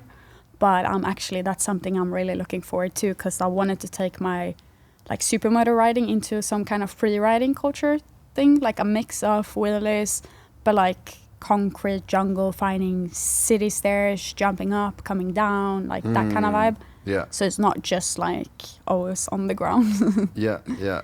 So for me to be able to do that, I used to practice a bit of FMX and motocross just to like get flow in the air because I'm a straight rider from like start. I'm stiff in there. It took me long to even like learn how to loosen up a little bit, and even now if I would go ahead, I jump, I would probably like. But yeah, unfortunately, I can't do that now. How long do you think that it's going to take to get back to that, do you think? It's very, very uncertain because I had a new fracture on my ligament reconstruction. So I need to have another surgery, and even that is going to be a long process. So I'm putting that aside a little bit now because obviously this year before I had surgery, long rehab, and I was off the bike for so long that I feel like I need to like kind of take a little bit to catch back up again. And then when I have time on the off season, when it's a bit lower, like winter time, I will hopefully figure it out and yeah, it will probably be like a 6 months rehab plan with like a 1 year healing time. Really? So you're gonna have to have that long off the bike? Last time when I did it, I was following I was very tight for the rehab. Like I went very often, and they checked on me that I wasn't making too fast progress. But I managed to take down like what they anticipated was gonna be 6 months to 3 months in rehab by doing it very intense and like trying to build strength in my arm, but like still in a safe way. And it was giving good results until that new fracture happened. So I'm positive that I can do it in a good way where I like still cut down time again. Yeah. So 2019 is when you said that you started to get sponsors and you started to get a bit of that stability. So what is your day-to-day, week-to-week, month-to-month life look like as this version of the stable professional you? It depends a lot, like what time of the season it is. But like high season as it is now, basically just maintenance on bikes, go home, pack, load up for events, and drive across Europe, do the events, be with the sickest crew ever, and do cool stuff. And in between, if I have like a few days to go and ride and shoot content, I will do that. If not, I'll try to get like my riding done along the way. But then on winter periods, that is for me the time where I get to actually practice. Unfortunately, I've been very unlucky with that 3 years in a row because of this wrist. But this is the only time where I get to do that creative side, like do projects of like myself. I like to come up with like ideas of going and taking a special shoot somewhere or whatever. And that's the time I get for that. So, and that I spend in Spain. Yeah. So when did you get signed on to Monster? 4 years ago. Yeah, right. So that's got to be a huge moment in your career. It was definitely huge because I never expected that. I was a fan of like I used to have a wall with like monster cans in my room when I was 15, like empty cans that would just fall out in the middle of the night and wake everyone up. And I used to have like every little merch thing. Even my bike had like monster logos on. No way. So for that to even happen, I was like, this can't be real. And even like today, like, what am I doing? Why am I sat here? Why, like, it's just sometimes you like step back and look at it from like a third perspective and you're like mind blown. So how did it happen? I'm actually having to be very thankful to Malin. She saw the opportunity in me and she was trying to get me in contact with, she works at Monster in Sweden, and she was trying to get me like recommended. And as soon as she did that, I had one call with a guy that was working at Monster pretty high up, and we didn't need to say much. They sounded very interested, and shortly after that I signed. Far out. That's crazy. So what changes in your life when you get a deal like that? Everything. It just changed so much. Like the first year I was already booked for so many things. Like the first ever MotoGP I go on to watch, I'm doing a show. Like mental. Yeah. So yeah, it becomes the kind of thing where it's not just a sponsor. It's like they're actually booking you to represent them at shows all over Europe, all over the world. So much things, not only riding related. Like I'll even go to events to speak, tell my story. Like it's such a broad thing. Not only like performing and doing shows, we do our video shoots, our projects. Like we did a Mango Loco shoot not long ago. That was just an insane couple of days with the team. Doing madness, like it feels like a movie. It was a movie, but like it feels like a movie. Yeah. Well, it kind of is a movie at that point. So you've done other like stunt work and TV stuff as well? Yeah, I've done a few like Netflix stunt doubling. How's that? It's fun. It's a lot of like waiting hours. Yeah. Waiting around until you need it to be used. But like it's cool to ride through an explosion. It's cool to be lit on fire. It's cool to jump stairs. So what shows have you worked on? I did Old Guard. I've done actually one of the coolest things that I'm like proud of, like video-wise, is the Rosalía, Saoko music video. Oh. That won like the MTV Music Awards, and like the details in that video unreal, and it's fully focused on bikes, the whole clip throughout. I haven't seen that. You should watch that. What's her name again? Rosalía. Yeah. Saoko is the song. Yeah, so she just had a new album come out, Yeah. and my wife's into her Yeah. music, and I went fully deep on her new album. That chick is incredibly talented. So you were in a music video for that. Yeah. So you got to meet her and the whole deal. Yeah, she was super cute. Wow, that's awesome. She had a full album called Motomami. So like the whole album was like Yeah. dedicated to bikes, kind of. What's her connection with bikes? I just think she likes bikes. I think that like she haven't ridden a lot, maybe a little bit like farm when she was younger, something like that. But I don't know why she doesn't actually get on a bike. No, that would be sick. Yeah, that's crazy. It's so random, eh? Like the way that the whole bike life thing kind of... It's become so popular. Yeah. Within everything, with like fashion brands, like anything. Like you see riders within bike life that are like just doing their own thing. They're being picked out for like these massive shoots because they're skilled riders. Yeah. And it's for big brands. So I think a lot of brands and companies are appreciating like how popular this is becoming. Yeah. What do you think? I think that's sad because like it kind of is frustrating. Mm. Can you see where I'm taking this? Yeah, keep going. Because it's like everyone's been hating on this, seeing this as this illegal, whatever, like crime, we're horrible people, this and this and this. But then when it's becoming a popular thing and it's sick for your promotion, then all of a sudden everyone is going to stand behind it. Because it's what? It's cool right now. It's cool right now. And then what? When it's not cool anymore, back again. But hopefully the people that are in it now can take this opportunity and use it in a good way to actually show that we're like doing this for a good reason and good purpose and trying to make this a serious thing. Yeah. It's you even see Drake, and every concert he's wearing the Motocross Alpine jersey. Stars jerseys and armor and all of that. Everyone does though. Yeah, so many people. Like it's just becoming so much more mainstream. Like, do you know Trevor Stewart? Have you come across his stuff? Man, he's like incredibly talented motocross racer. I mean, he's probably one of the fastest people in the world at Glen Helen. He grew up kind of racing there, and dude, he's doing like Gucci and all these because he's a model as well. He's a super good looking dude, and man, he's just like crushing it. He's doing like getting Kanye West Starks and just doing all this crazy. I saw that. Was it when they brought the kid to go ride motocross? Well, that was a different time. I think he was riding like a Suron or something at that.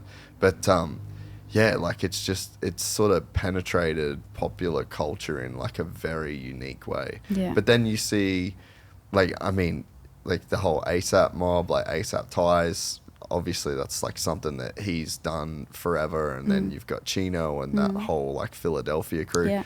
Ty was telling me that he bought a KX80 off Facebook Marketplace, and he had to carry it up the stairs in his Harlem apartment as a kid. And he said that it was like weeks before he even rode it because he just didn't know how to get it back down onto the street. But he was so obsessed with riding and bike life when he was a kid that he just like had to have a bike, and it just like had to be in his room. That's so cool. So like it's always been popular, and it's always been like culturally relevant. Yeah. But it just really does seem like it's having a go moment. now. Yeah, like a real big moment right now. But yeah, it's interesting that you say that there is, it's almost like just taking advantage of a... It is. I feel like that's at least how I see it, because I have a feeling that all these brands backing this up now and making it okay is not gonna actually give a damn about it when they're over with this promotion. I can't believe that you had monster cans all over your wall as a kid. Yeah, I need to find a photo. I'll send you that. That's so wild. What drew you to that? Like, I don't know. I was obsessed. Like, I'm trying to make it less than it is. Because, like, my whole room was monster. that's so bizarre. I mean, not that it's- Manifestation. yeah, literally, you know, like just where you ended up, where you scooch forward again. Yeah. Yeah, like, and so this is even before you started riding, before all of it. No, I was Yeah. Probably when I was like 15, when I had that first like moped, that's when it was like monster obsession. Because I feel like that was the age where everyone's like, oh, energy drink, you're allowed to like, finally, the 15 was the limit in Sweden. Ah. So it was like, So it became like the first little like cool shit. cool naughty shit that literally that you could do. Yeah, yes. Fuck, that's so random and so funny that you got into that. Did you ever like when did like racing like when did you really start to learn around like the whole culture? Like, so you said that when you got that moped, you had no idea about the culture. You had no idea what bike life was. You had no idea that people race bikes. Like, when did the world start to open up to you? I say I learn things every day, like even today. Like, it still keeps like growing for me in that part. But when I like actually understood what was around and there was this massive world, probably like soon after I shifted to that 450 and with that I wanted to ride a little bit. I got a 250 as well to ride a little bit enduro. And I went to ride a little bit of tracks. I like a bit of mix there. And then I was like, whoa, this is actually a sport. People compete. People go and pay the club to go ride and they have practice times. Like for me, it was just such an open like street. Like you get a motorcycle and you ride on the street. That's something completely different. This is like a full different side to it that I wasn't aware of. And it feels so strange. Like how can someone be so unaware and still want to do it? I don't really know where I got it from. Yeah. So did you ever have any trouble with the law for doing what you did? Yeah. Is this a safe space? I had a fair bit. I had a lot of problems. Like there was this time like of my life where I used to have 3 police chases per day. No. But that was like on me. I was young, thinking that was fun, cool. Whatever, like I went to actually have them just at that point. But yeah, I matured. I realized that there's a little bit of consequences sometimes. So I'm not out here trying to get my license, but we're not accepted. So it's gonna be like, it's hard to meet fully, like, you can't do it fully legal. It's never gonna be like legal to go out and do this on the street, but you can be respectful. And I try to be respectful in certain like areas, like to people. I trust myself to be professional enough to know that I'm not a risk for like traffic around me where I take dumb risks, like where there's kids around, whatever. So I feel like it would be lovely if we could find a way to make this. I mentioned this before because Monster is doing with Wheelie, they're doing like a bike life GP, trying to make this a legitimate sport, which I think is a big, cool step within this. And it's going to be accepted in a different way. And people are going to see what it is. What it is. Like the time, the like everything that goes into this. People are not just good riders for doing dumb shit. No chance. Like they put their soul into this. They ride, they practice. It's all they know. And there should be a way of us doing this and practice this in a legal way. And then again, people are always going to choose. Some people are going to choose that they only want to do street riding and they're not going to take a part of this, the competition style. But then the people that do, they will also show that they're willing to take the sport to a more serious level. And if that happens, it can open up doors for places where we can practice a lot more, like go riding, host events, bring like a link up, like everyone can meet up there and not get like terrorized by police the whole time. So hopefully I'm excited to see where this is gonna lead in a few years. I feel like it's finally getting to that point where like skateboarding and all that was like years ago, where it was still so criminal and like not looked at as a serious thing. Because when people ask what this is, like, oh, you compete? Not really. Like, and then people are like, oh, okay, so it's not serious. But I think that will make a big difference, like in having that other part of the crowd accepted. That's actually a really good point. So how does the GPs work? We should almost bring in Wheelie for this. But basically, they will do a race that goes on time. But guess one time, just one wheel up in there. So you have to be able to take the whole track course, corners, everything on one wheel. If you put your front wheel down, that would add like a time Yeah, it's called. Penalty. It's just mad watching. Last year I was the judge for this in Greece, and just seeing that start go off, it's like, why would someone want to watch like a normal race after this? Because this is a race for just on one wheel. It looks mad. People fucking flying off bikes, jumping back on like nothing happened. It's definitely a cool thing. And then in that, it's also like a little section of best trick where people get to show off their swag, style, and best trick. Yeah, okay. So what's a best trick look like in that setting? Different for everyone. Everyone has a cool style. Some people do mad no-handers that are like just going on for ages. Meanwhile, other people focus on their style, like just the way that will maybe swerve the bike. Moving like the bike around, yeah. Different things. But then there was also like, you need to actually accomplish one grip before making the turn around. And then there was, I think there was like one more trick I don't really remember now that you needed to do.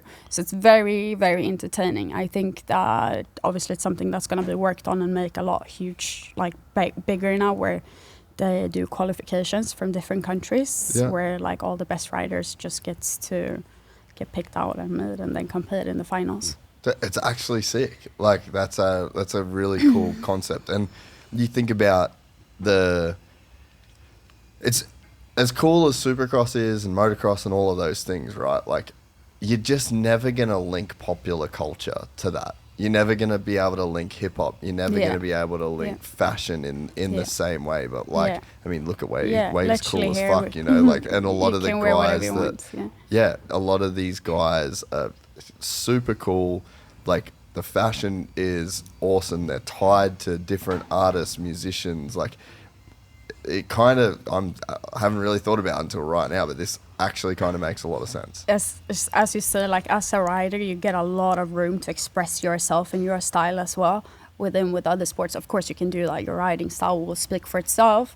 But here it's not only about riding. Like it's also how you dress, the vibe you're having. Like you have face expressions, like your face is out there when you're riding. It's a lot like body language. It's definitely, I think it's going to be a cool thing to see grow and expand. And I could already... Dude, you're onto it. Like, legit. I hadn't even really thought about the potential, but that actually has fucking mad potential, bro. Bike Life GP, like, we think we could be onto something with this. Bike Life GP? Oh, Big fuck it. monster for recognizing. Yeah. Dude, this is actually... I haven't watched any of it yet, but There's I'm actually... a bit on YouTube. Yeah. I'm gonna go back and have a look at it. Because... So... You think about bike life in the US, right? So like that's where I first became aware of it, and then met Ty. Like I took Ty to Parlour one day. He'd never rode a track before, so I got him gear. Like Fox gave him a bunch of gear, and I gave him my bike. And dude, I don't think I've ever seen a happier person in my life. It was the fucking coolest thing in the world. But so that's a young black dude that grew up in the inner city of Harlem, and there's not much opportunity, and there's no it's like it's a very limited opportunity to get out of that environment. You've got music, you've got sport, but it's like if you're not genetically gifted for basketball or football or something like that, or you've got street life, like that's a way to get out of that environment as well, right?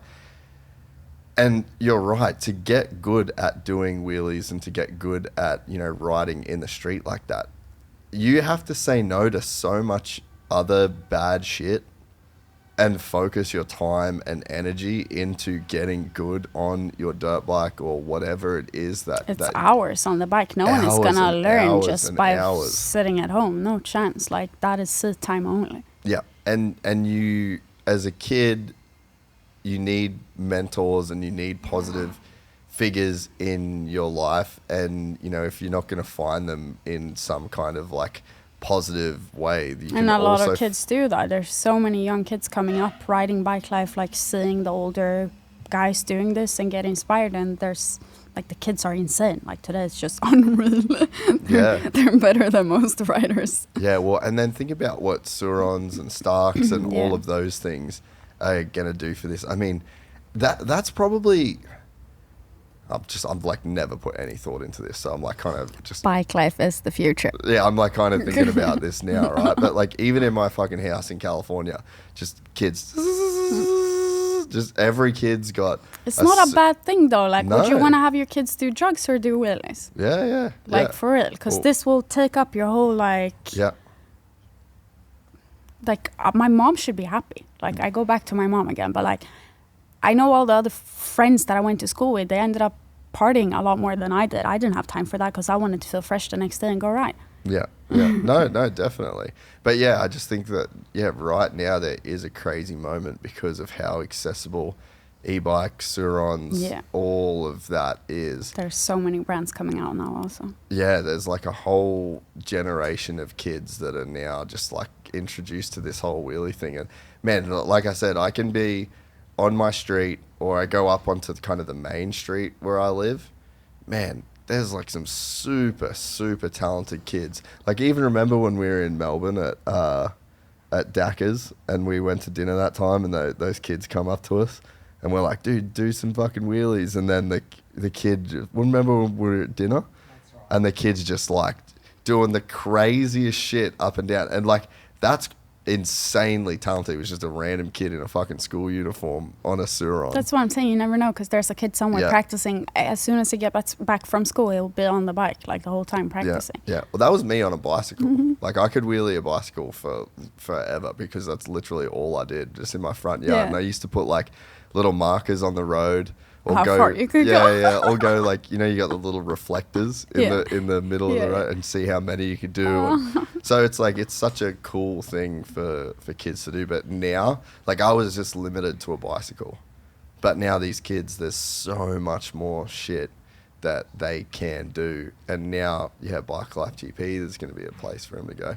Yeah, it's actually awesome. I think that's going to open up a lot of doors for us, for people to at least have the choice of making it a like more legal place. Because even for us, like even me, if I want to go and take a day where I don't want to ride streets, where I want to actually learn something new and like count on crashing and whatever, I'll go out somewhere far away and someone is still going to call the police and be bothered. Like Yeah. it's long. Like you try to go out of your way to be respectful for people around, for houses, not making noise. No, like I pick up trash at a lot of the stunt spots after like big ride outs. Like I try to really like lead this towards a good thing and not like have this stamp on us that we're just bad people. But I think that was, as I said, like once we have the opportunity, at least it's gonna be able to give people a chance to at least do both and choose. Like some people would maybe want to go and practice a lot more and like it maybe make it a little bit less chaotic, but then it's impossible to take away the full thing of people wanting to ride straight. So I don't know how that is gonna work out, but I feel like people are gonna see that less as a problem when they understand like what goes into what we do. I think that it wouldn't be seen as such a horrible thing. Obviously, it's still always probably gonna be illegal. Hopefully not legalize wheelies. But I don't know. So what's some of the sketchiest moments you had running from cops?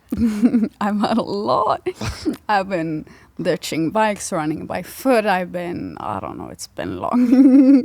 What do you want to hear? I just want a viral reel out of this. There was... Okay, so let's take one when I was younger. This is like in the area where I live. Yeah. Close, and the police knew of me. They were out for me. So I was just thinking, like a Thursday night, let me go out and practice a little bit in the industrial area. Wouldn't make no noise for no one. And then I go to the gas station just to get a drink. My bike isn't street legal at this point, but it's like dead. There's no one out on the streets. But then at the gas station, I'm like leaving, and then I'm like driving around a little bit around the IKEA. And I see that there's like a police van like backed up into a garage. I just see headlights like ready to go out. I'm like, They haven't seen me yet. They definitely heard me because I didn't have no lights on my bike and it was dark. So I spin a U there. I just see them pull out after me. And then I come to like the road following up where I spun the U, and I see that there's another police like on the other side of the road, but there's concrete blocks, so they at least have to go and turn. So I'm just gassing down that street, and at that point I'm like, I live very close to here and I know that they know where I live, so let me not go home. And then I just heard like a motorcycle bike, and I was still pretty young. I was like, there's police coming from every corner at this point. So I just saw like a big ditch on the side of the road. I just rode down there, tipped my bike, and then saw like 2 motorcycle police pass by full speed, and then followed by those 2 cars as well. Ditched my bike, ran into the hotel that was across the street, and then hid on the toilet in there.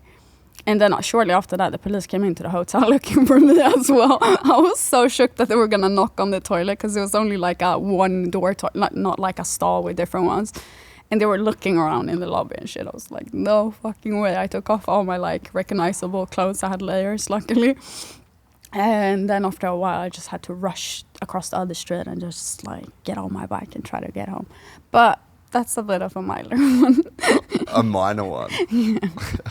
A funny one, more that they actually took the effort into looking around in the hotel and stuff. But there's been some that are not so fun and been going on for like hours.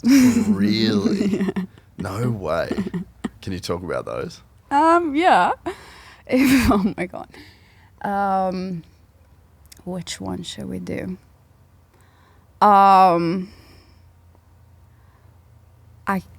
I can tell you one about one where I actually didn't manage to get out. Really? And that was in Spain. Oh. That's actually a different vibe for me. I was out here with my friend riding, and we were in this random little town. Like, I found an Airbnb in the middle of nowhere, and the town was kind of like chill. It was around Christmas. They had like Christmas decorations everywhere. So me and my friend thinking like that it's chill to ride around here. And we go on the dumbest places, like where there's more Christmas decoration. Let's go there because it's sicker to film with that in the background. Yeah. And that was like upstairs and like sidewalks and like city center. So we're playing around, jumping stairs, doing wheelies, having the best time of our lives for hours, like for long. And then after that, apparently there's been cameras in this whole town. They've been just sitting and watching us, like making this plan. And then we come to this route where there's just like a long straight with buildings, like on both sides. There's no like you can turn left or right, just long as 2-lane road both ways. And we meet our police before we come into that straight. Like we meet our police in the roundabout, and they continue back, and we go this way. So we're both dumb. We're like going out on each lane, like looking back. Okay, they left. Clutch up next to each other. Then I look back, and there's like 2 police cars like speeding up, like catching up. And that point, I'm like looking, where should I go? Trying to make my escape plan. And for the first time ever, I'm like, I do actually have a license, and my bike is kind of straight legal. I will get a ticket for a few things not being on there. So let me maybe stop, is what I think. And I put my wheel down, and I just like try to like figure out where to stop, and I just see them speeding up still. I'm like, what the fuck? Like at this point, they're pretty close. And then they came with like cars from all the other directions as well. So I was trying to I knew I was going to get hit at this point. So I was like, let me just slow down so at least the impact is at like a slower speed. And I try to like pull off to the side of the road. And then they just come and ram me against like a pole, like a light pole. Squeeze the shit out of me. Pulls out his, whatever this is called. Handcuffs. No. The baton. Yeah. Started mashing me up. I'm like, I'm not even doing no resistance. I found out later that this was a very bad area to be riding around like that in. I didn't know that. I should have done my research a little bit better. What made it a bad area? It's a big ghetto, and they use dirt bikes for other stuff there, probably. But I didn't know that. I was just out cruising, doing my own thing. But yeah, they ran both me and my friend. Like there was like 4 police cars. A few of them were undercover, and in every car there was like at least 5 officers. They just fucking jumped out. 2 of them took the bikes, started them like they were racing motocross their whole life. Went through the gears, like just fucked off with my bikes down the street. I was like, no papers, nothing. Like usually you would tow them or something. I was like, that's the last time I said it. It was a brand new bike also. I was like, no way. Yeah, they made fun of us for a while, but I got to pay an expensive fine and I got my bike back. No way. And that's the only time, like in my head, that's the only time I've been like, you know what, let me stop, because why should I? Like at this point, like I have a lot of things to think about, like consequences to this and this, and I like calculated where like the escape route. I was like, it's not worth it. And then they still didn't stop. So I learned my lesson. I'm not stopping again. Yeah. So what did you learn from this? Not stopping. Always run from the police. Literally. Oh, that's crazy. And so they're just like bashing you guys. Spain police is strict. They're very, Really? very strict, yeah. So did they know that you're a girl? They even later on, when I went to the police station, they told me that they followed me on social media. I knew who I was, and they even looked like fan me, like in a way. So I don't know why they were acting like that. Strange, Wow. because they asked for a autograph like thing afterwards. I was like, no way. You out of Really? your mind? You know how much I just paid for this? My bikes got damaged. I got rammed. My knee got busted. Like, Dude, that's crazy. So the only time you ever stopped for the cops, they just flogged the shit out of you and stole your bikes. I thought that at least if they say that I am slowing down, like I'm willing to. But I guess they were mad that we were doing it for long before, and very unaware. That is a wild story. And it's just like middle of the night, dark. Random little small town in Spain. They're very strict. Like no matter where you had another police chase that was also like long. Like you can be in the middle of like nature, no cars. Winter time in Spain is pretty like low on people in general. Like there was not traffic. I couldn't see a single car for like 15 minutes on that straight road. And the only car I met was a police that right away turned around. I was like, no. How long did that guy chase you for? It was actually not long, but the straight was long. It was 4 kilometers long, the straight. And it was sand on both sides. And with the supermoto wheel, if I were to even try to take off the front wheel, would just dug in, I would be out. Like, so it was a straight. I had 6 gears on mine because it's an enduro. I was 6 gear pin. I get like this death wobble, you know? And I'm in like a tank top riding because I was just doing a couple of reels shooting. So I actually got scammed recently on a credit card, which was a nightmare to deal with. A dude in the UK bought $3,000 of Lego, believe it or not, and some Nando's. So I had to cancel the card, I had to wait for a new one, I had to dispute the charges, the whole deal. And this was the second time it happened to me. And it really just made me realize how important proper security is when it comes to anything to do with your money. And this is why I started using Cash App, which was awesome when they reached out and decided to help us out on the podcast. Your security deserves to be a priority, and Cash App treats it that way. With Security Lock, Cash App requires a successful Face ID or biometric authentication to access your account. It's like your money is protected by your own personal bodyguard, even if your phone is lost or stolen. Plus, if you're about to send money to someone new and Cash App notices something looks a bit off or that you might be falling for a scam, it will send you a warning before the money is sent to confirm that everything looks right. Turn on Security Lock in your Cash App settings today and pay attention to scam warnings to keep your money safe. Learn more at cash.app/security. For a limited time, new Cash App customers can earn $10 if they use code SECURE10 in their profile at sign up and send $5 to a friend within 14 days. Terms apply. Cash App is a financial service platform, not a bank. Banking services provided by Cash App's bank partners. Prepaid debit cards issued by Sutton Bank. Member FDIC. Discounts and promotions provided by Cash App, a Block Inc. brand. Visit cash.app/legal/podcast for full disclosures. Yeah. Supermoto. Death wobble. Oh, yeah. You just, 6th gear. Death wobble, yeah. So I was actually shooting a reel with 2 new filmers that I don't like. I've shot with them like one time before, so we're not really familiar with each other's riding or what to do in a scenario. Like usually I work with a person that I like. Basically, we can read each other's minds. Like, we know if we got the shot, we know what to do if police arrives. Like, everything has a plan. But I didn't with these people. And they were sitting, so there was like this filmer's friend was driving like a 320, like old BMW. And the friend is sitting on, like, the filmer is sitting in the trunk with a gimbal open. And I'm just doing wheelies behind them, like just 1 or 2 wheelies. And then I'm like... Let's go. And they don't understand nothing first. So I pass, and no, the police, because we meet them on this long ass, it looks like the States, like America, just a long ass country road, like with just mountains in the background. Past the police, they make a U-turn. Right, but it was kind of, because it was just 2 lanes, so they had to do like a back and forth kind of like just to make the U-turn. Because which of the sand on the side. benefited me so much, because on that street, like my bike is not crazy fast on a long straight. A car will definitely like catch up after a while. But I have a little bit of like, I'm out at this place. I'm full fucking gas. I look back and the people that are filming are also on the gas. I'm like, what do you fucking mean? You're in a car. And this guy is in the trunk. We have a clip afterwards where he's like screaming at his friend. He's like, stop, I'm flying everywhere. So he's like, he shut the trunk. And he's a bit of a chubbier guy. So he's like struggling to fit in there with the gimbal, with the camera.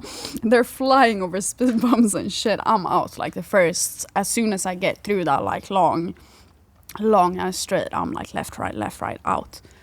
And then the problem is that I don't have, because I took my van, like at the end of that long straight, I left my van there. And in the van is my phone, because I had like skinny jeans on, I think, so I couldn't have like my phone nowhere in my pocket without it being seen in the clip. So I left my phone, and I gave my car keys to them, because I had nowhere to put my car keys. So now I'm just with my bike in this random ass town, and my van is like in the most bait area ever to go collect. I'm trying to figure out what to do, like how to even find them, how to find my car keys. And in my head, I didn't know what happened to them because I left. I took off. I was like, that's your problem. If you want to run with a car, figure it out. But yeah, I was trying to figure out where they went. So I figured out I had to leave my bike, because at that point I had like a chrome, like purple, reflective things, like graphics you would see from far, far away. Space. So I rode that thing into a bush. This story is getting mad. This bush is next to like RV parking, and this bush is full of human shit. Oh, big human shits. And this is the only bush, and it's just sand and desert. I can't hide the bike nowhere else. So I'm like, I have to. Like, I rode into that. It was horrible. I wanted to die. I had to break off so many branches, and I started bleeding, cutting myself on like this, trying to throw it over to cover the purple. That took me probably like 30 minutes just to cover up the bike. And I was like, it was running blood like this. I have in mind, it's a bit like chillier in Spain now. I was just shooting, trying to look like this for the video.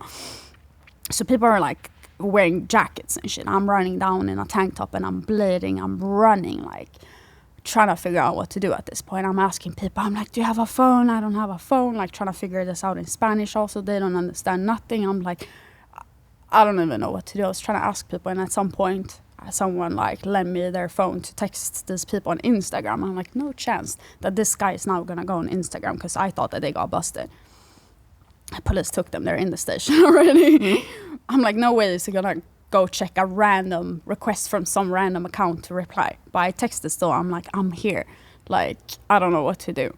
And so you text them off this person's Instagram. They gave you that because I don't have his number. I don't know his number, like nothing. I just know his Instagram ad. So I'm like, what am I supposed to do? I knew that was pointless. I was like, there's no point of me even sticking around waiting, like to see if they respond. Texted. I was like, let me just go get the bike. If I just have to wing it, like see if I can go on that long straight and get to my van. But even when I get there, what am I gonna do? I have no car keys. I was like, should I smash the window and then what? Like, I can't still start and drive the car from here. But I was trying to figure them out, like lost, no phone, nothing. It was long. And then I jump on my bike and I'm about to hit that long straight. Right before I do that, I see a police post, like past that road. And my friends, like the camera crew, come fucking jumping around the corner, pulling me out. They're like, we brought your van, it's here. It was so lit. It was like right around the corner, loaded up, and we left. That is so sick. And you documented basically that whole process in a way. It's only sound though. Like you'll see when I'm like, oh, police, but you can't see the actual full chase, unfortunately. I'm so unlucky. I don't know how many chases I had, and I don't have a single one, like good one on camera like that. Not that that's important at all. Very immature. Yeah. Fuck, that's insane. That's so crazy to think. Yeah. You're just like the most unexpected person too. Like imagine the police pulling you over and just being like, what the fuck I think are that's you doing? why I got so sensitive for the police in my area when I was younger, because I used to like on purpose try to have them chase me and they couldn't catch me. So it became so personal that two of them, like that was on bikes, like said like specifically that they're out for me. They come and like look outside my house and they do the extra round around here, and they were obsessed. Like to a point where I don't understand why you need to put so much effort. I was a 17-year-old girl that was out riding for fun. I wasn't causing no damage. I wasn't doing nothing like horrible. But like the whole resource went out to that. Like they would, as I said, with the police chases, they would send out so many cars and bikes just from it. Like for what reason? Like there's so many other things to focus on, I think. Yeah, it would have just been a sport for those guys. They would just be like, we have got to get this little rat bag. Oh, that's so funny. So what have you got like left goal wise? Like what, when you look forward at the future and things that you still haven't achieved, like what are you looking forward to? That's a very hard question because I feel like I'm like on the point where I'm trying to figure out where like I want my next move to be right now, because I'm like I've got a bit sidetracked with my injury because there's so much I want to do, but I'm limited and restricted. Like I can't ride for as long as I would love to. I ride for 10-15 minutes and my arm is like cramping up completely, and I have pain like for the next 2 days after that. So I mean, as soon as I get my healing going and I can get back to riding, my riding will develop so quick again. And from there, I already know that like the ideas will just come to me. Like I never want to do something ordinary. I always want to do cool stuff. But a big focus I would like to do is also like do something for the community to give back. Trying to plan this girl camp where it's like learning, either if you want to come and learn the basics of stunt, like wheeling. Yeah. If you have a bit of experience before, or if you just want to come and like learn how to ride a bike in a safe environment, because I feel like for a lot of girls that would be a very calming feeling going and like learning in a group of girls instead of having an aggressive dude yelling at you that you're doing it wrong. Sure. I think that this is what like unfortunately restrict a lot of girls. I get messages where they're like, I would love to ride, but my boyfriend says that I shouldn't, or this and this and this. I don't reach down. Like there's so many like people think that they're obstacles, but I'm so sure that I can show that it's not. Like there's always ways around this. Sure, maybe you're a bit short and maybe you're not as strong, but work on your balance.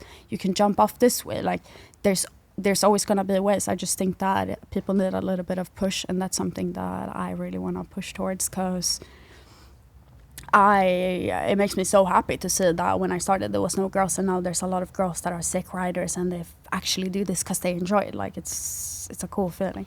So I mean, obviously you're going to have to go through this kind of tough recovery phase, but as we were talking about it and you kind of went where I was thinking, I'm like, maybe that recovery phase is where you just invest in legitimizing the community that you've become a figurehead of, you know, like you're a leader in this community amongst not just girls, but also guys, you know, like you've just carved such a crazy space for yourself.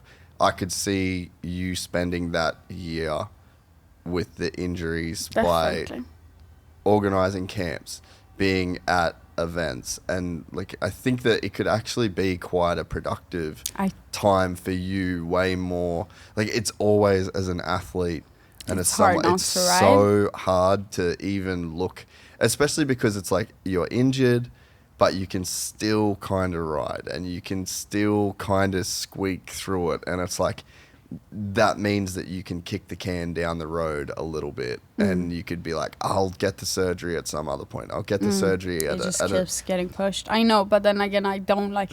It's such a hard decision to make. Yeah. You don't want to miss out, because even me taking a break, even though I have contracts, stuff are not always certain. Like I need to actually work for what I'm getting. So unless I'm showing up, like. I understand that what we're doing is like extreme sport, and a lot of the sponsors have understanding for that.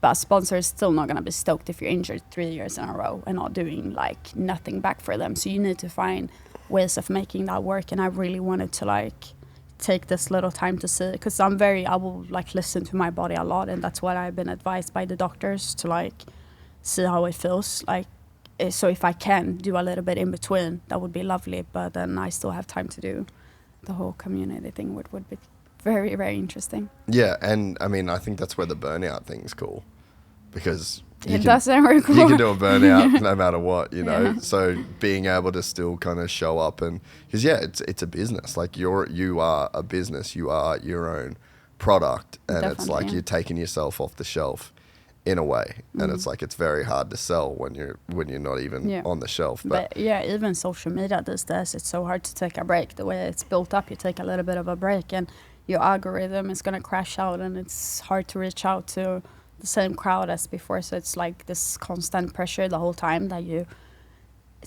can't really, it's not like a normal 9-to-5 job, but I guess that's one of the like sacrifices that I'm definitely willing to take to be able to live this lifestyle. Yeah, but I think that you will be able to find a way to be not only valuable to your sponsors, but valuable to the community while you kind of go through that healing process, you know? Yeah, I don't doubt that. Definitely not. We'll definitely make it happen soon. So we should probably finish this with your relationship with your mum now, because it's kind of been it almost pushed you in the direction that you were going, even though it was the exact opposite direction that she wanted.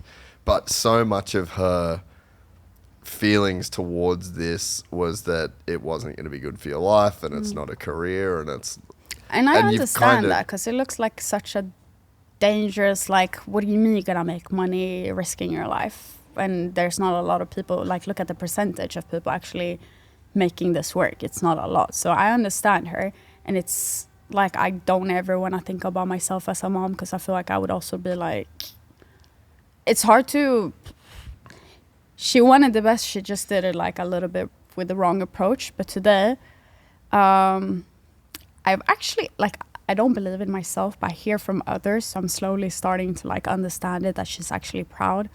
But she likes to brag, like, never to me. I don't get to hear that a lot, but like I've heard that she brags to our colleagues. Yeah, my daughter is doing this and this, and she's performing, like. But from her, I hear that, like, oh, it's so cool if you go do a Netflix stunt thing with a famous, like, actress, Hollywood. Oh, become this instead. And she's trying to, like, get me to, like, get out of the bike thing and just become, like, a whatever, influencer, maybe. Like, yeah. important person in her head, like, and as much minimizing we can do of the bike's lovely. Yeah. I mean, I will take what I get. That's it's funny that you say that. I can kind of relate to that a little bit as well, even with my parents, because they're just like, when I started doing this, they're like, what the fuck are you doing, bro? Like, you really need to get a job. Yeah, but And then they see that it kind of works, and they have a hard time, like, yeah, but then you hear from other people like, oh yeah, your dad said this and your mum said that. Why can't you say that to me? I know, I think that's the generation. But so it kind of is a bit of a happy ending with your mum in that sense. And what about your relationship with your dad? My dad has always taken up part being very quiet compared to my mom. Like, he'll stand behind whatever decisions she makes. So she's always been this very dominant, like, Middle Eastern scary person that no one wants to fight with, so my dad would listen to her. Yeah. But yeah, my dad, I guess, he's always been more proud. He's been trying to be